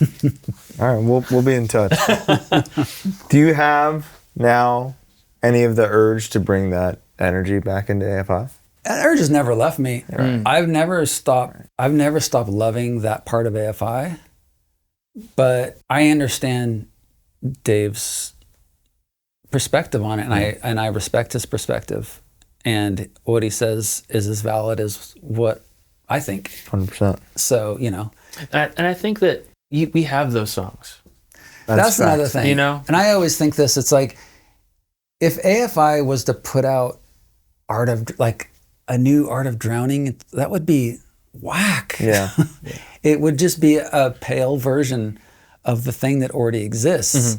And I really believe like fans that are like, you should do some more stuff like blah, blah, blah, you know, Black Sails. I think if we really did that, they wouldn't like it. They think they want that, but I don't think people want that. You want AFI of 2026 to go back to when we were kids and try to pretend to be that again. It's just, now I think we could do, if we, for some reason, we're going to make aggressive music again, I think there's a way we could do it that's new and aggressive and cool. I think you just kind of did with No One Underground, you know? Yeah, exactly. 100%, like yeah. the way Keep that Dave's going. singing is bizarre and Cool. new. Yeah. Good answer. And aggression comes in, there's aggressive parts on every record. Like, Yeah. you know, I think that if you want fast AFI, there's 7 records. And we're not going to ever do fast AFI better than we did it on those records. Amen. That if you want to listen to the best fast AFI that could be written, we did it. Yeah, you really did. Something we didn't get into that episode at all that I'm excited to talk about is your culinary preferences on tour. Okay. They're very simple. And I'm sure the catering is great for AFI. Catering? You don't get catering? No. Okay, so let's talk. What do you like? Well, we have a writer, like all bands. Oh, okay. I don't know if That's catering to me. okay. Well, to me, catering is, you know, you do a big tour where they... Steak and lobster, you know? No, where they have people that cook. Right. That's crazy. Yeah, we've been on many of those tours. True. We actually, on our big headline tour on Decemberunderground, had catering. Wow, okay. That we brought people cooking food every night. Yeah, we have a writer, and it's all the craziest vegan food and potions and you know, stuff for Dave, like powders and potions for him. Yeah. And I'll literally eat oatmeal, slices of gluten-free bread with nothing on them. You gluten-free? No, but that's what's there. Okay. And I used to eat this vegan meat on there, but it's not on our writer anymore. It's vegan cheese, and so now I just eat the bread with nothing on it. And then I'll eat, you know, Amy's meals. Yeah, those are good. I'll eat an Amy's meal, a vegan Amy's meal, before we go on, and that's my pretty much every That's day. every day? You don't explore food when you're in like a town? No, because first of all, there's nothing grosser than eating some heavy meal and going on stage. I do it every time. It's one of our Over favorite me. things to do. Yeah, you guys' praise of this ill fast food is so documented. It's not praise, it's survival. Also, hold on. Well, We're doing less fast food. We're going to Yeah. we're going to restaurants now. Yeah. okay. Where you sit the down. cuisine has accelerated beyond. But you know, if you go, you know, you love McDonald's, right? Who's to say? But if you say it's a survival thing, you can Yeah. easily go into like a grocery store and get X, Y, and Z. Sometimes the store's closed, you know? Okay, it sounds like you're creating a problem for yourself. Leave the gig Who at 1 says it's a problem? Leave the gig at 1 a.m. Whole Foods Yeah, what are is you not going to open. do? You know? Yeah, I mean, I lived that life for many years. I mean, I And did what were you eating? Taco Bell. Exactly. Yeah, I Yeah. mean, you know. And you're not vegan, so you can Yeah, you can get the you bean can and get cheese the good burrito. stuff. Now I just want to. First of all, I don't want to get food poisoning. Of course. I have this fear. I'm eating strange food every day in a different city. Yeah. I'm gonna get food poisoning. I do eat Chipotle. That's food poisoning number 1. Yeah, they got algae in Them bad or something, tomatoes. right? I feel like they've been hit by food poisoning so many times now that they're very careful. That's possible. What's in the lettuce? Ebola? E. coli. E. coli. I don't eat the lettuce. Yeah, exactly. Yeah. E. coli Yeah. is in the lettuce. They That's do the have E. number coli. one E. coli Yeah. purveyor. Yeah, they love E. They do. coli. there. Yeah. Yeah. Ebola. And so I don't have the lettuce at Chipotle.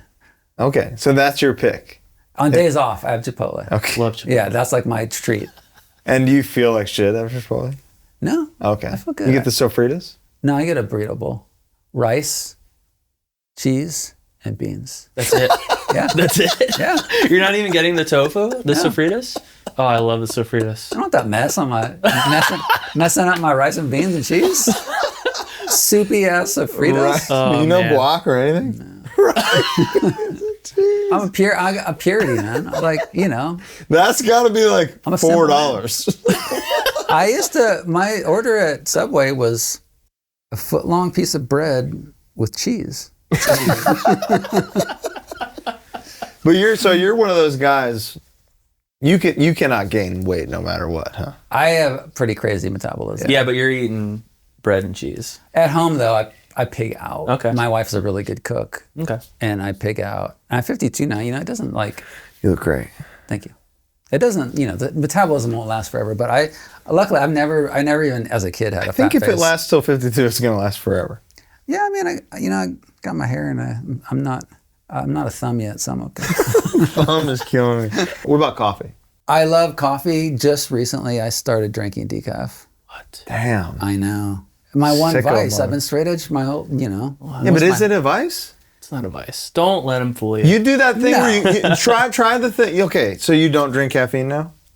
more for like health reasons. Okay. Because Has your life improved? With the I just decaf? started doing it a few days ago. So yeah, this is like I just had my doctor just said like you should not drink caffeine. And I'm Wow. like, What does this he is know? the only thing I do. Yeah. And she's like, What does she know? It's I know. It's like, where'd you go to school? I went to Berkeley. I don't know what I'm They talking didn't go about. to Berkeley. What's your social theory about caffeine? It's great. I mean, It's straight edge. What does Ian think And about caffeine? Yeah, he said, You know. tell your friend, fuck you. Yeah. Okay. Yeah, If on video. Ian says it's okay, he does. then I'm drinking. You got to get back on it. I should have told my doctor that. Yes. You should Ian tell your Pie. doctor, fuck you, based off what Ian says. Yeah. We should have a cup right now in there to celebrate. That's crazy. I know. Whatever. I'm doing it. I'll do it with you. All right. I have one final question for you.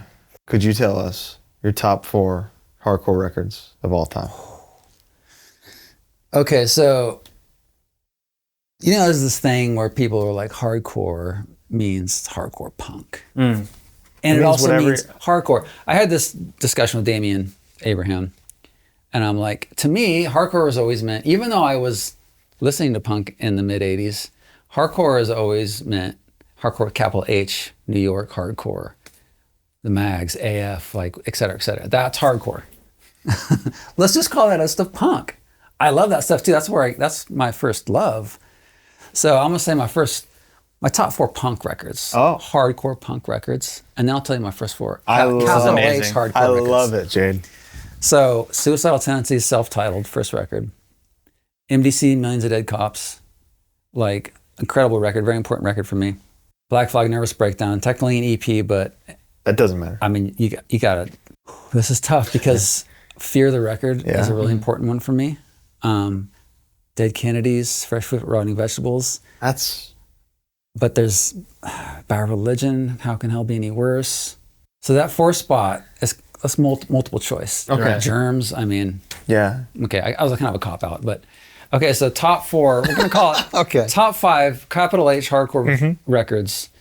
Youth Today, Break Down the Walls. Yes. Agnostic Front, Victim of Pain. Yes. Gotta be Cro-Mags, Age of Quarrel. I have to say, just from my personal journey, Earth Crisis, Destroy the Machines. Unbelievable job, Jade. Even the extra credit, you crushed that. Yeah, thank you. Sounds like you wanted to say another one. I mean, I could keep going. I mean, I could do a top, I've left out so many important bands and records. You nailed it, though. You absolutely smoked the assignment. Thank you. Well, Jade, this was just a blast. That was a great Thank you time. so much for being here. Thank you for having me. Anytime, every time. I need the tour diary from UK, of course. Yeah, and shout out to Bo. I wish I could have Shout out to Bo. I wish I could have met him in person today. He wished the You same. were amazing. Thank you. I mean, I would rather be listening to it in a couple weeks than be sitting here, to be honest. He's here. You know, I see him. He heard the whole thing and he loved it. And he loved you. He loved AFI. Let's do an epilogue for Bo. Tell me a little bit more about your Les Paul. Les Paul? Yeah. What do you want to know about Les Pauls? If you're picking up a Les Paul at home to write, tell me about your Les Paul. My original The Les Paul was my Blaqk Les Paul standard that I played every single part of every single song on Black Sails and Art of Drowning, and some on Sing of Sorrow that got stolen out of a storage space with 20 other guitars, which is sad. Yeah. But nowadays, I do have a The Les Paul, and it's a Cloud 9 59 reissue, weight relief. Oh, so it's nice and light? Very light. Wow. Sounds amazing. When we were doing burials, I called down to Gibson and I'm like, can you just send me a guitar that I can play in pre-production? Just whatever you have laying around. It doesn't have to be something cool. So they sent me this guitar and it's got no head badge. I'm like, what is this? It's clearly a Les Paul. And so I had it forever and I finally called the custom shop. I'm like, I have this Les Paul. I don't know what it is. And I was describing it and I read them the serial number and they're like, oh, that's like a Cloud 9, which is basically these guitar stores in the Midwest got together and had Gibson make them a limited run of these reissue Les Pauls that were weight relief. And we shouldn't have sent you that because that's a very rare guitar. And but he's like, you've had it for so long now, it's yours. Okay. But we fucked Amazing. up. Wow. And it's an incredible guitar. My best Les Paul. For free. There you go, Bo. Thank you so much. Thank you. Jade Puget, everybody. Silverblade's The Black Sun is out now. Birdlegs they got 60 more songs coming. At Revelation Records, it's unbelievable. He finally got his star. You're going to see them a lot this year. You're going to hear new AFI at some point. He revealed to us in a very special manner. And I hope to have you back someday. This was great. Absolutely. Thank you. If you have any parting words for the world, it would be right there. That's it. That was good. Jade Puget, everybody. Thank you all so much for watching. We'll see you next week. Bye.